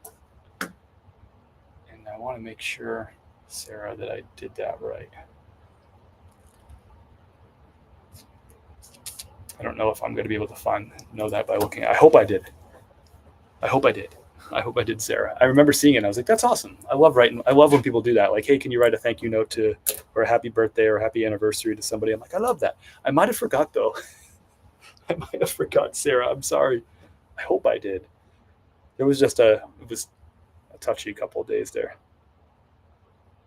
Yeah, Carol, I put stickers in with everybody's too. I'm low on stickers now. That's another thing I need to reorder. I had to reorder. I was so low on every single shipping supply, not just like the coffee shipping supplies, but everything. This is how many stickers I have left, so I gotta redo these. Try to give everybody a sticker. I think I did give everybody a sticker, but now I'm running low on supplies, so I have to reorder those too. I reordered in the last 4 days every single shipping supply, tape, shipping labels, everything, boxes, poly mailers, everything. We were just low on stuff. Bad time to be low when I'm going through like a hurricane like that. Sorry, Sarah. I might have done it. I just don't remember if I did it. And now I'm like second guessing myself. I remember seeing it like very clearly. I love putting the notes for people like that. I think coffee is a great gift. If somebody gave me coffee as a gift, I would be pumped. I would be pumped. Yeah. So thanks everybody who's shared gifts. Sarah, that's really awesome. Just see if anyone want to thank some folks who might have got some donations in while we've been live. So let me just check that real quick. I'm paying attention to you. I just want to honor donations and all that stuff. So thanks everyone. I thanked Chris already. Thank you. All right. And we'll check PayPal real quick. I thank Linda already. Karen, thank you so much for your donation. I appreciate that. Tej, thank you so much for another donation. That's really kind of you. That's wild. And I think Rachel, thank you for your donation too. I have not thanked you. I think Rachel, you bought some coffee too. Did you do a donation and coffee? You double dipped, didn't you? Didn't you, Rachel? That's awesome. You got some coffee coming your way, and you put some money that will go right into one of my neighbors' pockets, right into their hand. I won't put it in their pocket. I'll put it in their hand. How about that? Tomorrow or the next day or whatever it may be. That's awesome. Thank you so much, Rachel. That means a lot. All right, y'all. I'll answer like a couple. If you have questions about what's going on here, I'll answer those. I'm kind of like zapped right now. I was totally intending to come on here for like 25 minutes, and y'all got me talking. I don't even know how long it's been now. 1 hour and 41 minutes. Just a quick reminder: if you are watching this on replay, if you can write down below in the chat the word neighbor, if you happen to be watching this on replay, because that's really what this is all about, is people helping people, neighbors helping neighbors. So if you can write neighbor down below in the chat if you're watching the recording, I would appreciate that. If you haven't checked out the fundraiser links, you can go to chris@peak.com. There's a link up above or down below. Check out that. I also added something to the website. This is new. I should have mentioned this earlier on. I added a new link on there. It's donate coffee to our neighbors. So our friends, well, they're our new friends. We didn't know these folks before the storm, so it brought us together. But Alicia and Mike love the Black Mountain Dark Roast because we were serving coffee, in the days after the pandemic. We were cooking coffee out in the camp stove. We were, anyway, Alicia and Mike are in love with the Black Mountain Dark Roast. So I told them, thank you so much, Pam, for your order. Pam's got a coffee order coming in the door. Pam's got a whole bean. We're going to ship you out right now, Pam. Last bag that we got until we get a roast tomorrow. So Pam, we'll get this right out to you. Thank you. I love shipping out on the live. That's fun. We do a lot of live shipping on Monday mornings if you're into that sort of thing. But we'll ship this order right out on live because I have it. I would have shipped your other orders, but this is the last 3 bags I have. All I have is a 1 bag each of French press of the light, medium, and dark roast. But don't fret, we're getting coffee roasted tomorrow. I'll be shipping coffee out to you tomorrow. But right now we're shipping out Pamela's order. So anyway, if you would like to, Mike and Alicia, they're like, no, you've given us enough free coffee. Like, we want to pay for your coffee. You've done enough for us. And I'm like, no, you're not paying for coffee. You're on a free coffee line with me for as far as I can see, y'all, while you rebuild your home. The least I can do is give you coffee. But she's giving me some pushback on that. So you could help me out if you go to my website, go to chris@peak.com, click the links. If you want to donate coffee to Mike and Alicia, you can go ahead and buy a bag that way. It won't charge you shipping or anything if you click that donate one. it'll just charge you for the bag of coffee. And that'll allow me to say, hey, this bag of coffee ain't from me. It's from these generous people that have been supporting and rooting for you and praying for you all along. This came from them. So if you want me to do that and say, hey, this bag is from Angela, or this bag is from Paul, just go ahead and buy it right through that link. It says donate coffee to our neighbors, or to our flooded neighbors.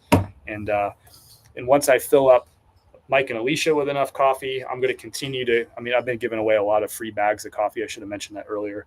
So since we had all those coffee orders, 275 bags in the last week plus, I've just been giving coffee to people around that I know that have had some tough times, and some folks like that were out of work for a little while that I know are coffee drinkers, or people who are local that are my coffee customers, friends of ours, right?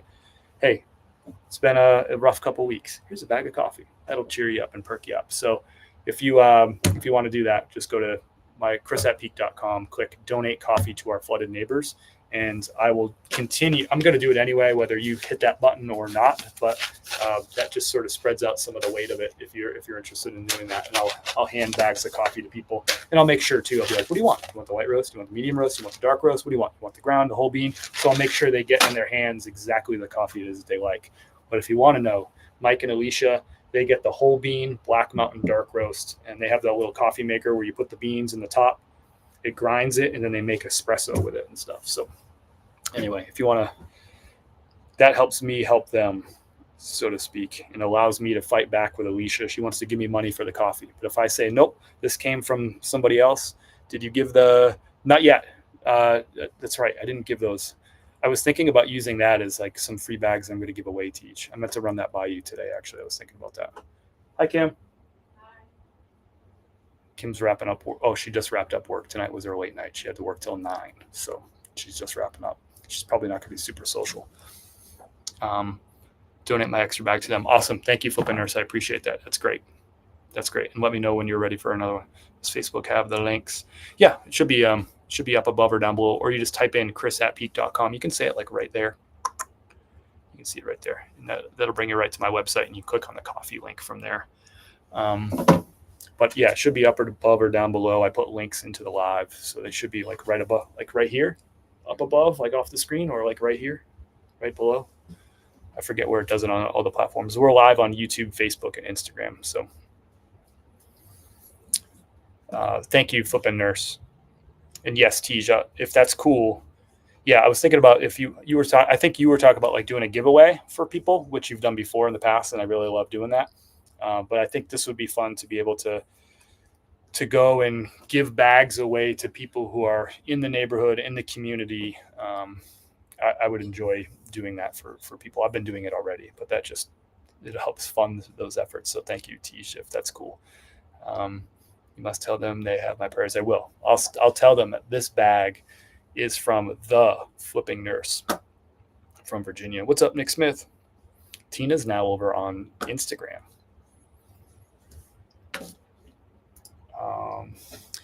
I just got another coffee order in. I just want to make sure I give everyone. Thank you, Court. Court, if you're watching live, I appreciate it. We got a bag, 2 bags of medium roast ground going out the door. That's this coffee that Kim and I drink most days, this medium roast. So got those going out. It's got to be roasted tomorrow morning for you, Court, and I'm going to ship them out to you tomorrow afternoon with a big dose of gratitude, a handwritten thank you note. We're going to ship out Pamela's order right now too. I don't know if shipping's exciting for a lot of people, but we're going to go ahead and get Pamela's order knocked right out. Thank you, Brian. I appreciate your order, Brian. That's awesome, man. What did Brian get? What did Brian get?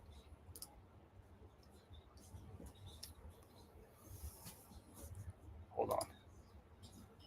Brian. The light roast. Nice. Light roast ground. Is that right, Brian? Thank you so much for your order. That'll get shipped out to you tomorrow. It'll be roasted tomorrow, and we'll ship it tomorrow. It's kind of weird with it cut off like that. I'm going to get Pamela. Or sorry, Pam, not Pamela. Get your order out.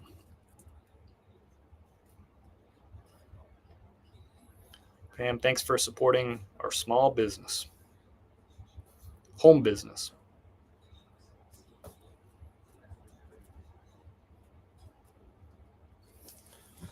Gotta run. Peace, Tish. Thank you so much. Got you, Brian. Got you, Brian.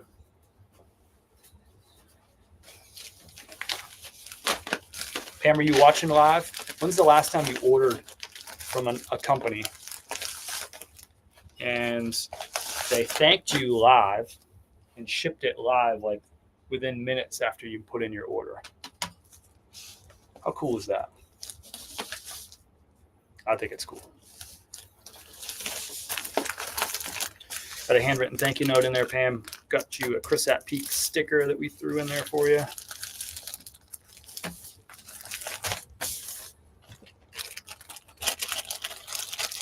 Thank y'all. Thank y'all. Excited to taste it. I think you're going to like it. I think you're going to like it. The fall roast. So none of our coffees are flavored coffees. They're fair trade. They're organic. You already know that. It's not flavored, but beans have like these little tasting notes. And the tasting notes for the light roast, our fall light roast, got to have a little caramel to it, a little cocoa, but just hints, just really subtle. And a nice creaminess to it too.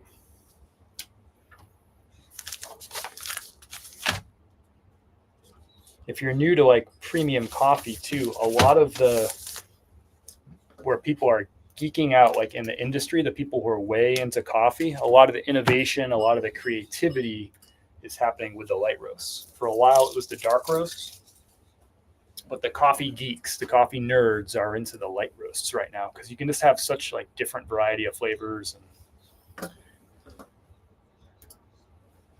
because you're roasting it less, you can get more flavor from the actual bean itself and less flavor from like the roasty part of it. Like it's not cooked as long, for lack of a better term. Also, light roasts, a lot of people don't realize this. Everyone thinks dark roasts are like more caffeine, but that's actually the opposite is usually true. Different beans just naturally can have more caffeine or less caffeine in them. But generally speaking, your light roasts are going to have more caffeine in them because they've been roasted, they've been cooked not as long. So more of the caffeine remains in the bean so that when you brew the coffee or extract the coffee, whatever term you use, you'll have more caffeine in your cup. When you roast it longer, you just end up losing caffeine through the roasting process. So a lot of people think that those are stronger. Nick Smith is in the house. What's up? What is the best coffee to donate to your neighbors? Val, it doesn't matter. When you click that donate coffee to my neighbors, my flooded neighbors link, I'm just going to ask them what coffee they want, and I'm going to give them that coffee. So you can pick whatever you want. I'm just going to write down a credit. So right now we have 4 credits right now for coffee for our neighbors that we'll just give out. And that helps me too, because that means Alicia can't win the argument with me. She's trying to argue with me like she wants to pay for the coffee. Her house it's a shed right now. It is stripped down to the studs. It doesn't have a bathroom. The bathrooms are out, like the floors are out. The drywall's all cut up. There's no insulation in it. There's no heat. There's no HVAC, right? And she wants to pay me for coffee. I'm like, are you crazy, Alicia? So by y'all donating coffee, the first step is I can go down there and say like, hey, Alicia, guess what? Your next 5 bags are on the community. They're on Flippin' Kim, they're on Teej, and they're on Val maybe too. So that way she can't argue with me and try to give me money for coffee when she's staying with family in their basement with their 2 kids. And she's a first grade teacher, by the way. She's in her 2nd year of being a first grade teacher.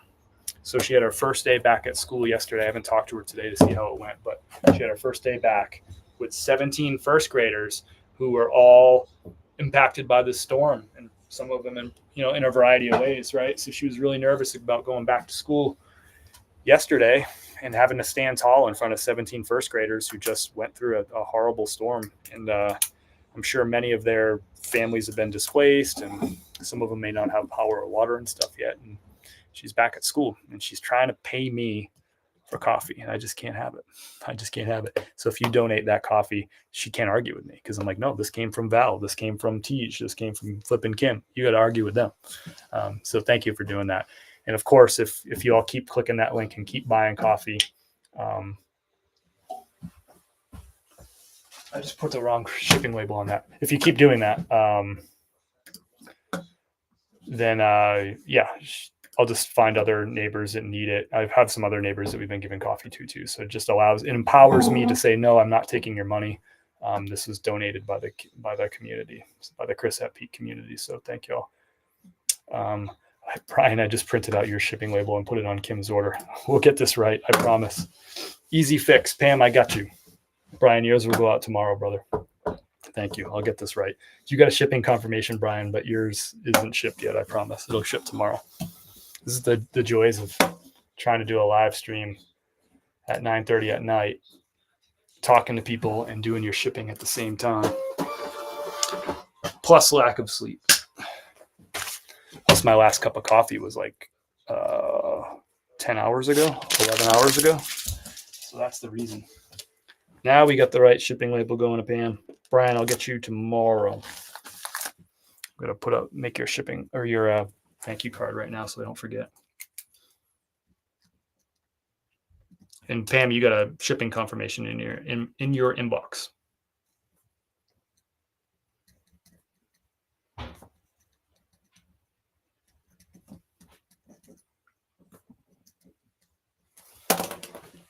Ooh, I'm warm in here now.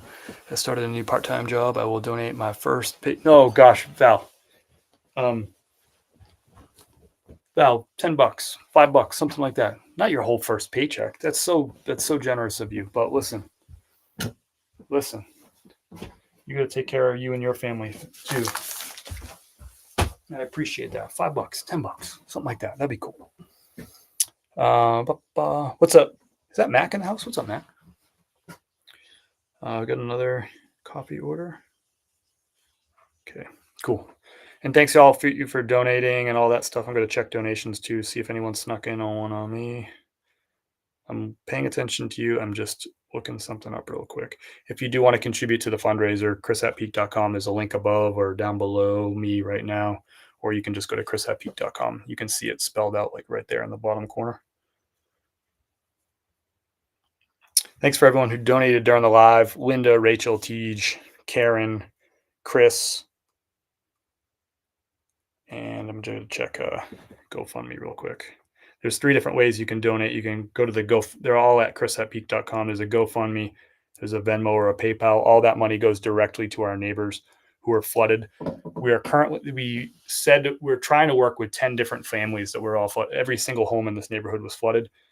We haven't been in regular contact or any contact with some of those families, but 7 of the families were providing financial support that is coming directly from you. We're providing actually manual labor support, and also sort of like sharing advice and resources and connecting people with other people. So, advice as much as that we have, just conversations, spending time with them too, and money, and then physical labor is what we're doing. Your money, though, is all 100% going to the families. There's no administrative team. There's no CEO that's getting rich off this. The money goes straight to them. I max out my ATM withdrawals in my business account, my personal account every single day. And I'll walk down to the neighborhood and ask people if I can remove some financial hurdles that they're facing that day or the next day or the coming days. So that's what's happening with your money. This week alone, we bought $2,450 of floors that came from your money. Those are going to Joy and her family. She actually got really nice, $4,000 floors for $2,450. It's a longer story. Your money went towards mold remediation, which isn't really super sexy, but it's basically Bob's house is a mop right now from getting flooded with mud and water and all that. The hole underneath of it is a mop, a wet mop. It's just sitting there. So Monday, mold remediation, people are going to come out. They're going to tear out all the insulation, all the HVAC, anything that's wet. They're going to dry everything out. Dehumidifiers, giant ones, giant fans. They're going to turn that wet mop into just a dry underneath. I don't know what a metaphor for that is. So we put down the down payment yesterday. $4,650 of your dollars went to drying out Bob and Margie's flooded house. So those are a couple of the big ticket items that went out the door just this week. We handed Bob the second piece of that down payment yesterday. We handed from you through me, handed him $3,100, which then he paid yesterday as the part of the down payment for the mold remediation. That's crazy to be able to hand somebody who's that down on their luck, who's been through so much over the past 20 days. 82-year-old guy and his wife in their backyard picking through their belongings and making two piles. This is the pile of what we're going to keep, and this is the pile that is going in the trash, right, and to the dump. It's giant piles of this stuff. And the two of them are out there doing it, husband and wife. We've been helping them and, going over there and doing that with them. But to be able to hand Bob $3,100 cash yesterday of money that you donated is just a crazy feeling. I can't even describe it. You probably get it. You probably know somebody in your life that's 82 years old and thinking about how they would process that and deal with all that and literally like move heavy stuff around their backyards and putting them in piles. It's crazy. Still here, Jared. What's up, brother? The American Patriots, South Texas. What is up? What is up? Is that Dory? Is that Dory? Is that a new name and photo? Or is that just another South Texas friend? Either way, I appreciate the kind words. We're doing great, Jared. Thanks for asking. Just focus on doing as much as we can to support our neighbors and the whole community. It is just so widespread bad here, but we're trying to stay narrowly focused, right around here. Who can we help here? And we've narrowed in on these 10 families, and right now we're offering support, financial, physical, and just advice support to 7 of the families. What's up, Knight? How are you, buddy? What's up? So thanks to everybody who's contributed to the fundraiser. I mean, it just feels really good to be able to hand people money so they can go and start rebuilding their homes. And y'all have done that. You don't get to share in that same feeling that I get of literally handing an 82-year-old man $3,100 so then go dry out their house. It's a crazy feeling, but I want to share it. I want to share that story with you because I want you to be able to feel what those donations that you're doing, that $20, that $50, that $100 that you've done, it adds up to these big chunk things. It allowed me to hand Joy $2,450 so she could go down to Lowe's and buy floors for her shed. I mean, it's just powerful feeling that I get to experience, but you've made that happen. You've made that happen. So thanks, Knight, man. Hope you're doing well, bud. What's the latest up there? Give me you got any fun updates?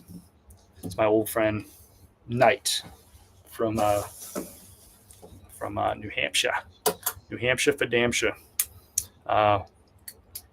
Jared, it's hard to explain. I'll just say this. It's hard to explain to people, and I do my best to try, but it's hard to explain to people who aren't in Western North Carolina to explain to them really what's going on here. But if FEMA had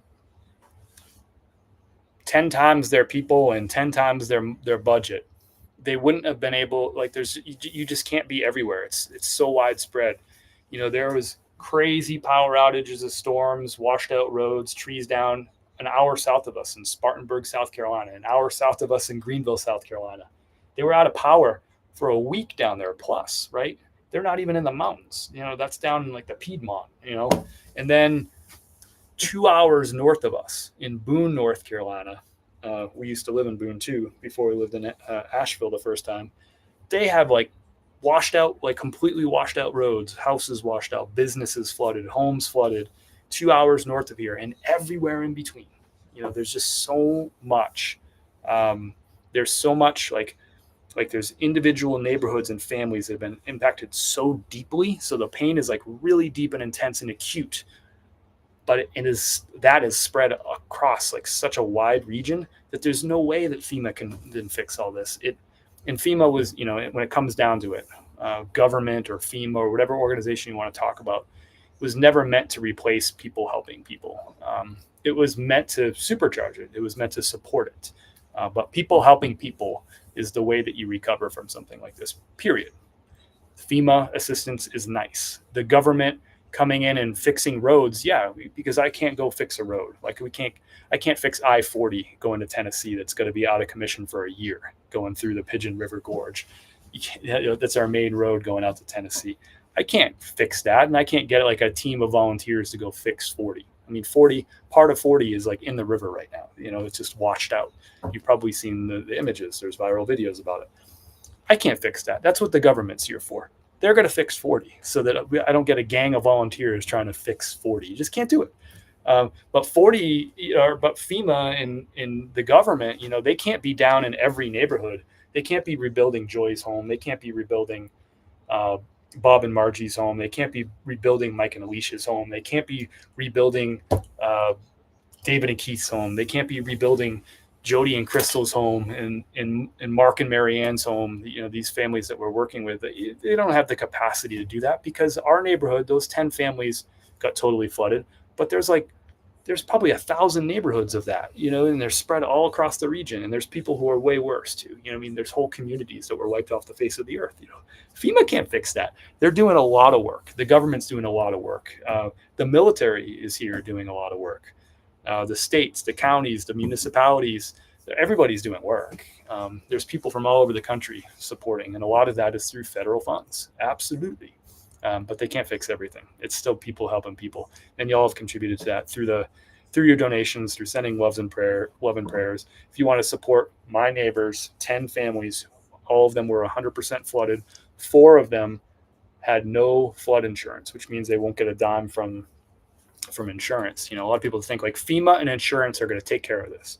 And the reality is that that's just not, it's not going to happen. What's up, K-Way? I want to highlight somebody if you're watching on Instagram right now. There's a fella in the chat, K-Way Shop. Him and his wife, Kayla, raised through a couple of Whatnot shows. They raised $20,060. Huge chunk of donation money from K-Way. So thanks. If you're not following K-Way Shop, you should be. They're good people. They're also in the reselling business, but they're doing good for people all the time, including helping out their own neighbors. They went through their own storm down there with Milton just this past week, and they're supporting their own neighbors by doing fundraisers and stuff. So thank you, K-Way, for showing the example to others like how to help. And thanks for helping. I mean, we really needed that. That was huge. What's up, Timothy? How are you? Just giving some updates about what's going on here in our neighborhood. If you're just jumping in, I'm in Fletcher, North Carolina. I'm 20 minutes south of downtown Asheville. So if you're not familiar with Western North Carolina, Asheville is kind of like the center of the universe for WNC, for Western North Carolina. We live about 20 minutes south of it. Our town got hit really hard. Our neighborhood got hit really hard. We have 10 families that we're working with that we're offering financial support, physical support, like labor and advice and stuff like that, and just spending time with them and all that. So that's, but we're in the middle of all that and just trying to give some updates from our perspective. I don't represent the area. I don't represent Fletcher. I don't represent Asheville, and I don't represent Western North Carolina, but I just represent our little cause here that's raised $23,670 for our neighbors to help them rebuild. And I would still be talking about the fundraiser if we had already raised, say, $200,000 because the need down there is crazy. I mean, you were talking about 4 families with their homes totally flooded that don't have flood insurance. All 10 families have their homes totally flooded, but 4 of them don't even have flood insurance. So they have to pay for everything. Homeowners insurance will not give those people 1 penny, and FEMA is not down there in that neighborhood ripping out insulation, tearing out carpets, demoing drywall, ripping out kitchens, cabinets, countertops, throwing away their ruined appliances. They're not down there doing that stuff. Your donations are supporting that. The neighborhood is doing it. Friends and family are doing it, and your money's fueling that. We need muscle, we need labor, and we need money, material. We can get a lot of volunteers to do a lot of stuff, but volunteers aren't making floors. They're not making cabinets. They're not making, toilets and stuff. We have to buy those things. So your money is going a long way towards that stuff. Thanks, Nick Smith. And Nick, thank you for your donations to those. That means a lot to me. And for everybody who's contributed that I might not have thanked today, just know that I would love to someday personally thank each and every one of you. It means a lot. Thank you, Koki Poki. I really appreciate that. That means a lot. Long-time follower, Koki Poki. How close are you to St. Paul's or Kingston? Maybe Kingston? So I'm so close that I'm going to look up these places. St. Paul's in North Carolina. Is that it? Oh, it is. St. Paul's, North Carolina. Let me look.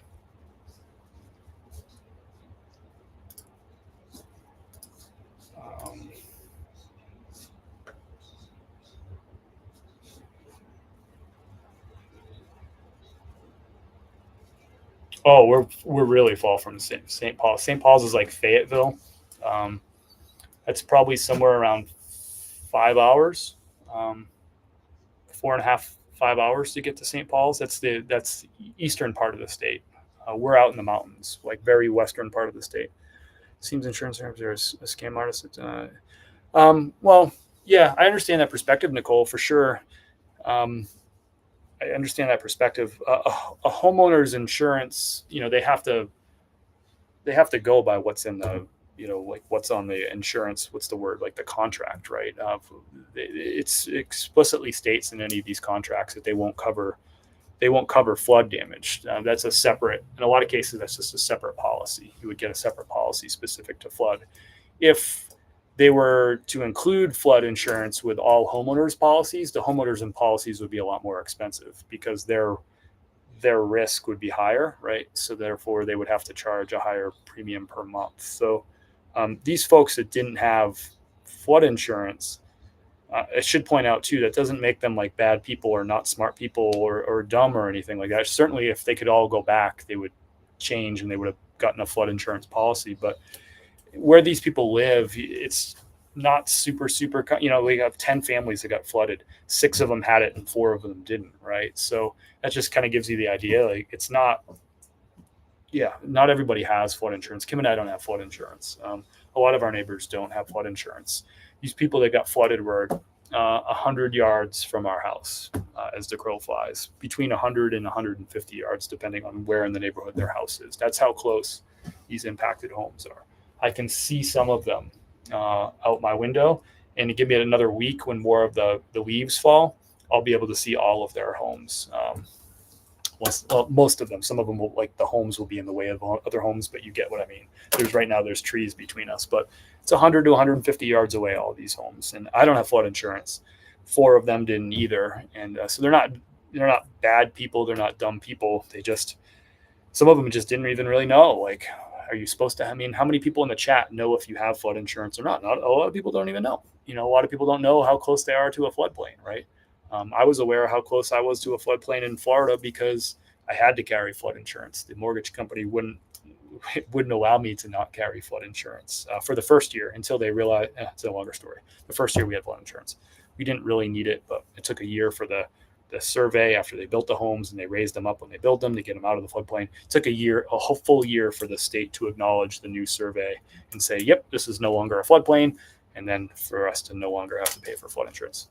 Too much information there, but they're not. Yeah, the insurance companies aren't out to get these people. They just specifically did not cover floods. This is not part of their policy. So, yeah, I mean, yeah, I'm not defending. I'm sorry to hear about your friend with the fire situation. I'm not defending insurance companies. That's not my platform. I don't really know enough about that sort of thing, but I'll just say in these cases, these people just didn't have flood insurance. So it's unfortunate, but their costs are going to be huge because they got to replace. We're not just talking furniture. We're talking floors, drywall, kitchens, bathrooms, toilets, appliances, beds, mattresses. Yeah, I mean, paint for the walls and stuff, trim. I mean, everything. Strip your house down to the studs. That's what some of these neighbors have right now. And if they don't have that, it's because they're still demoing, because they're doing it themselves and can't afford to, hire people to do demo and stuff like that. So it is really bad stuff. It's awful to see these folks going through it. This doesn't happen very often. There was a pretty big flood back in 2014. But that was a different kind of, it was the same, but different. The flood that happened in 2014, we have 2 major rivers that run through Asheville. The Swananoa River comes in from the northeast, and then the French Broad River, which runs north-south. So it comes from the south and runs like right through what's the River Arts District, right next to downtown. So French Broad River, Swananoa River. 2014, both of those rivers flooded really badly. I think the Swananoa River set its all-time record. Both of the rivers beat that record 3 weeks ago. But the rivers flooded. What flooded my neighbors here was not rivers. It was a creek, and really specifically, it was Hooper's Creek. And if Hooper's Creek floods, the water comes up a little bit. It might get in some people's front yards. But when creeks flood, they flood quickly, right? And then the water flows down through quickly and goes down to the rivers. And then the rivers collect all the water. The waters rise at the rivers, and the rivers don't drain as quickly. But creeks, it rains really hard. The creeks get really big. The water runs down through, gets to the rivers. The creeks go right back down as soon as it stops raining, or even when it slows down raining. You see the creek. You can just watch the creek fall, right? So these folks and some of the stuff that you're seeing were creeks. Chimney Rock. Well, Chimney Rock wasn't a creek. That is the Broad River, not to be confused with the French Broad River that goes through Asheville. The Broad River is a separate river. The headwaters is like 5 miles from Chimney Rock, but it's like, 1,500 feet of elevation above Chimney Rock is the headwaters. And it rained really hard up at the headwaters, and just all that wall of water came down really fast. And because it's just downhill really steep and wiped it out. That river, when is the last time that flooded like that? It's happened before, but it's been a really long time. I mean, it's the headwaters. It's, usually rivers flood because it rains a long time and all the water comes down from the higher elevations, collects in the river, and the river rises. The Broad River, that's not what happened here. It's more like a creek in the way it behaves at this point of the river. It's a really small river at that point. The Broad River goes all the way down into like South Carolina, like Columbia, South Carolina, and all that. And it's a bigger river down there, but this is like the headwaters. So it's really strange to have like that level of flooding and like creeks and stuff like this. I thought that was going to happen in a few of the creeks. I'm not a meteorologist or like a weather person, but I felt that there was probably going to be some really hard rain that stalled above some mountain headwaters of some creeks. And I figured it would happen at least in 1 or 2 or 3 or 4 of these places. But what happened is it happened at basically every creek. Every body of water experienced what I thought might happen at a couple of places. So you're talking about, hundreds of mountain creeks and like river headwaters that were just getting dumped with torrential rain because they're up in the mountains, and the way the storm came in, it just trapped all the water and dumped it on this side of the mountains. So I thought what we saw might happen in a couple places. It basically happened in every body of water. Even dry creeks flooded like you've never seen before. Our creek is the whole time I was pessimistic about the storm, more pessimistic than I think anybody I talked to. I was really worried that we were going to see some of and I actually mentioned Chimney Rock is a possibility that we could see some really bad flooding there. I certainly didn't think it could be anywhere what it was. I mean, it's what I thought would have happened would have been 10% as bad as what actually happened. I mean, it is just unreal what happened in Chimney Rock. It's hard. I thought it was going to be really bad, and it was probably 10 times worse than what I thought. And I was pessimistic, but that happened everywhere. I never thought that it would happen in our creek right here. I knew it would flood. That was no doubt in my mind that our creek would flood, but for our creek to do what it did, I mean, it basically turned into the French Broad River in our front yard. I mean, it was 200 yards across. The creek is normally it's like 12 feet across. Normally it was like 200 yards across. It's a creek. It's a really slow creek too. It's just this little wimpy little creek. And so the whole time I was being pessimistic and worried about places like Chimney Rock, and worried about places like Swannanoa to some level. And worried about the French Broad, of course. I was not even thinking about I'm like, the hayfield over there is going to flood and whatever. Never did it occur to me that what happened down there would have happened. It's 10 times worse than what I thought. And I was pessimistic. 6,000 dams and more creeks than I would ever have thought. Yeah, it's crazy. I mean, if you look at a map, go to Google Maps right now and look at like the topographical map, and like look at like all the creeks coming down from the mountains. I mean, there's hundreds of them. Every single one of those that you see was flooded. Even dry creeks were flooded. Anything that could hold water was record flooding. I don't have flood insurance and looked at the dams. All of them are rated in poor condition. Not in a flood zone, but many in North Carolina are not either. Yeah, I'll reiterate that. There was flooding that happened with people who were outside of flood zones. It's important to note. I appreciate you bringing that up. We never had flood here, but it could storm. I live halfway to the White Mountains in. Are you in New Hampshire, Val? Did I know that already? When spring comes, the river flows source. I'm not saying what I store. If you're in New Hampshire, Is that what you meant? Yes, it says HH, but I think you might have meant New Hampshire because you mentioned White Mountains. I know there's other White Mountains too. Are they getting donated? What's up? Rebos is in the house. Appreciate you being here. Yes, donations are going to my neighbors every single day. I'm maxing out my ATM with withdrawal limits every single day on my personal account, my business account, and bringing money down to these folks. Okay, cool. Val, I grew up in a town called Londonderry that you might be familiar with. It's just south of Manchester. The big city in New Hampshire is Manchester. I was the town just south of it.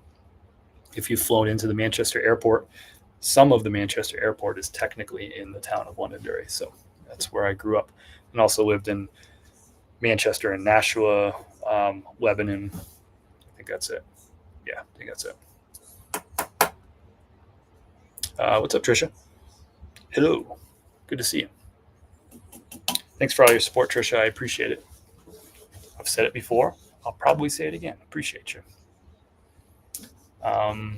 But yes, I know. So Val, I was still living in New Hampshire in 2011, I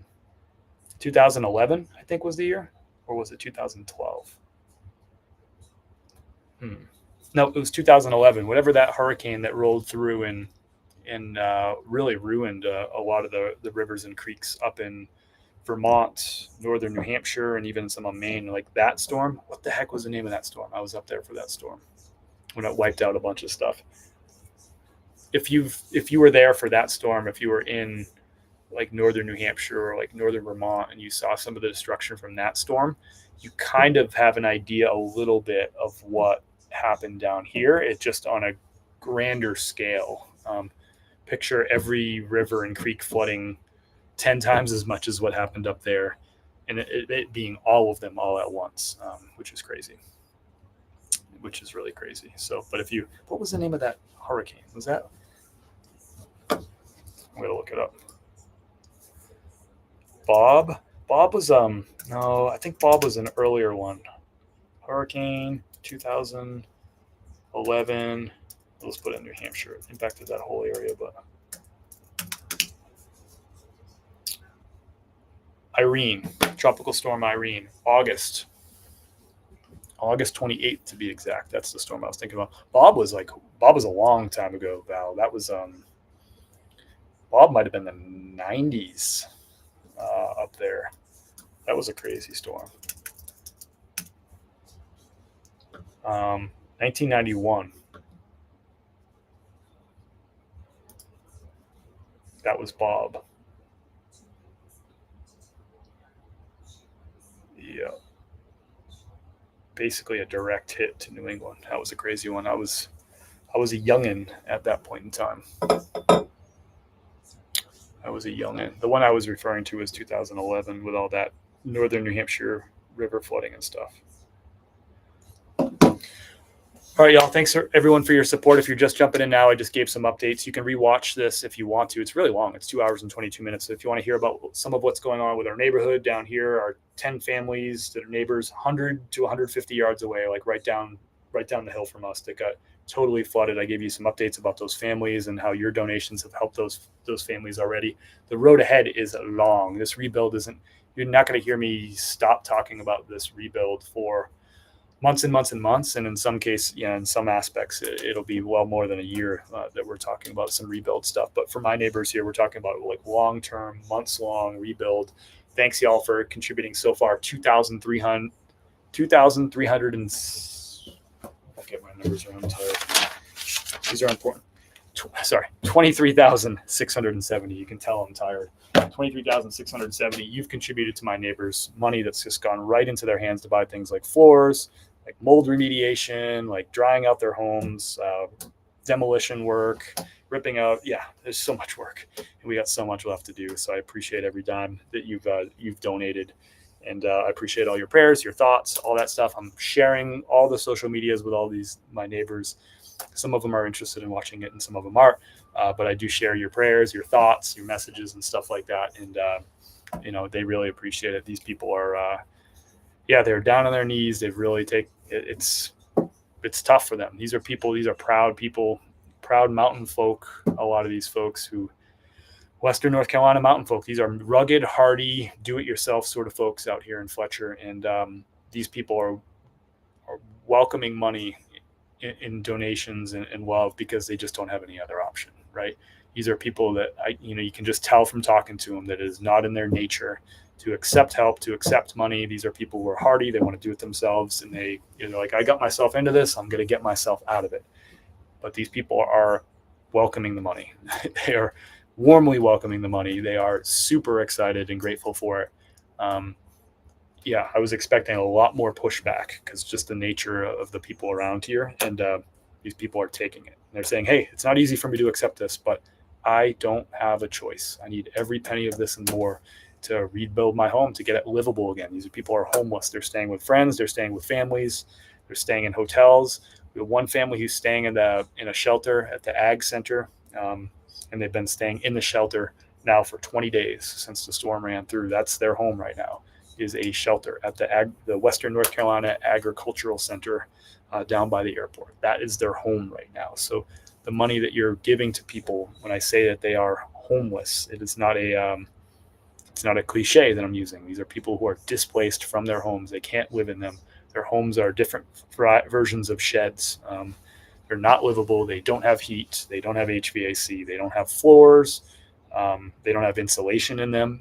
And it has been really cold the last couple of days. I don't know what the weather forecast is moving forward. I'm almost scared to look at it because it has been cold. So you are helping these. There's not a better word for it. They're displaced from their homes and they're homeless right now. And you are helping these people a long road. It is 51 right now. It's super windy today, so that's really why it felt so cold today. Our 10-day forecast. It was supposed to have snowed last night overnight in the higher elevations way above us, like up in the mountains. But looking at 59 as a high tomorrow, low 34. Friday, high 68, low 37. Saturday, it's going to be warm, 71, but low 39. So these are homes without insulation and without heat right now. So these are not livable homes. I have two neighbors who I know who are living, spending nights in cars. Two of my neighbors spent nights in cars literally last night. So yeah, that's what we have going on here. Literally homeless folks that you are supporting, and it's of no fault of theirs. It is a totally wild storm that ripped through here, unprecedented, record, historic, biblical, whatever sorts of terms you want to use. All of those terms are correct. So thanks for supporting these folks. It means a lot to me, and thanks for supporting Kim and I through this. Our small business took a pretty solid punch in the gut, and it's fine. We're grateful that the business exists, our home exists, and we're grateful that we have you who are supporting us. And I get the pleasure of just going and handing people hundreds and in some cases thousands of dollars and putting it in their hands so they can help take important steps to rebuilding their homes. And it feels really good. And I want to share that as much as I possibly can with y'all, that because you're making it happen. It's not my money, it's your money. And I get the warm, fuzzy feeling from handing it to them. But you deserve some of that warm, fuzzy feeling too, because that money adds up. That $20, that $40, that $50 that you're donating through chris@peak.com by clicking the link above or below. You can donate 3 different ways: Venmo, PayPal, or through the GoFundMe link. They're all there. You can see it. You can also see Chris at Peak right there. If you're watching on the replay, just write neighbors down below in the chat so they know that you're watching. And just appreciate it so much. Love from Portuguese in Montreal. What's up, garage sale man? How's the garage sale in Montreal? I haven't been to Montreal in many, many moons. I think the last time I was in Montreal was probably 23 years ago. I think it was 23 years ago. I grew up in New Hampshire. So when I was in those, 18, 19, 20 years ages, we would go up to Montreal if you're picking up what I'm putting down. What's up, R? Yeah, thank you. I appreciate your help so much. Irene, I was going to culinary school during Bob. We had tornadoes. I wish you and your fellow neighbors well. Thank you, Val. I appreciate your support so much. Appreciate everybody being here, whether you supported through money, through donating to my neighbors, or sending love, prayers, by liking this live, by sharing this live, or just saying hello down below. All that stuff means a lot to me. And supporting our little coffee business, too. We're getting coffee roasted again tomorrow. And I only have 3 bags left. I have French press of each of our different coffees, but it's getting roasted tomorrow fresh, and I will be shipping out all orders tomorrow. So we intentionally try to run out of coffee every week. That's the idea. We want you to get the freshest possible coffee, and we did. We ran out this week, and fresh batch coming in tomorrow, and we're going to be shipping it out to you, so you can get you some, get your little taste of the mountains, get a taste of Asheville coming your way. And by you supporting us, you're also supporting our roaster, Dynamite Roasting in Black Mountain, North Carolina. They were impacted by the storm. They lost power and we're out of work for a week, and all their employees were out. But if you make us stronger through your purchase, you make Dynamite stronger through the purchase too. It allows us to go out and do good things in our community, because we're back up on our feet. So if we're strong, then we can go help make others strong. So thank you for supporting us through this. It means a lot to me. And in exchange for you ordering coffee, you're getting, I think, in my opinion, the best coffee that money can buy too. So this is no joke coffee. This is fair trade, organic, single origin coffee. I mean, the best of the best. This is the paramount. You're going to love this stuff, and it doesn't get any fresher. It's going to be roasted tomorrow. It's going to ship to you tomorrow. It's incredible coffee, and y'all are incredible for supporting us through this really tough time. Right now it's, I think, 50 degrees, but it's windy, so it feels cold out there. It was really windy the last 2 days. Yesterday was a little colder, but today was in the low to mid 50s with wind. Overnight, it's going to be in the 30s tonight and the next couple nights. It was 30 also last night, like in the 30s. So really cold for folks who don't have HVAC. I mean, shoot, this is early cold for us, by the way, too. This is like rude, because we don't typically get this cold for really like another month. So people don't even have like their winter stuff out. A lot of stores don't even really have a lot of winter stuff. So yeah, this is a really early cold snap. We'll probably get another good long warm snap, but this one's really unwelcome because there's so many people who are displaced from their homes and don't have heat. This is just not welcome right now. So anyway, thanks y'all. Enjoyed catching up with you. I'm going to try to get live again sometime soon, to continue to tell the story of my neighbors, to continue to show you what your money is contributing to, and to tell you the story. Sometimes the story is going to be fun and uplifting with good progress. And then there's going to be days like yesterday and today where I just don't have a lot of fun updates for you, because sometimes progress is slow and volunteers don't show up and things just don't really happen. So I'm going to continue to share with you the good and the bad. But really, I just want to close with gratitude, appreciation, and just big thanks for all the support. It's crazy. It is crazy. Not bad, but the good money and profit is in the bins in Montreal. That's good to know. All right, y'all. I'm signing off for now. I'll catch you next time. Look out for another video tomorrow, and I'll get live as soon as I can. Peace. Thank you, Garage Sale Man. Appreciate it.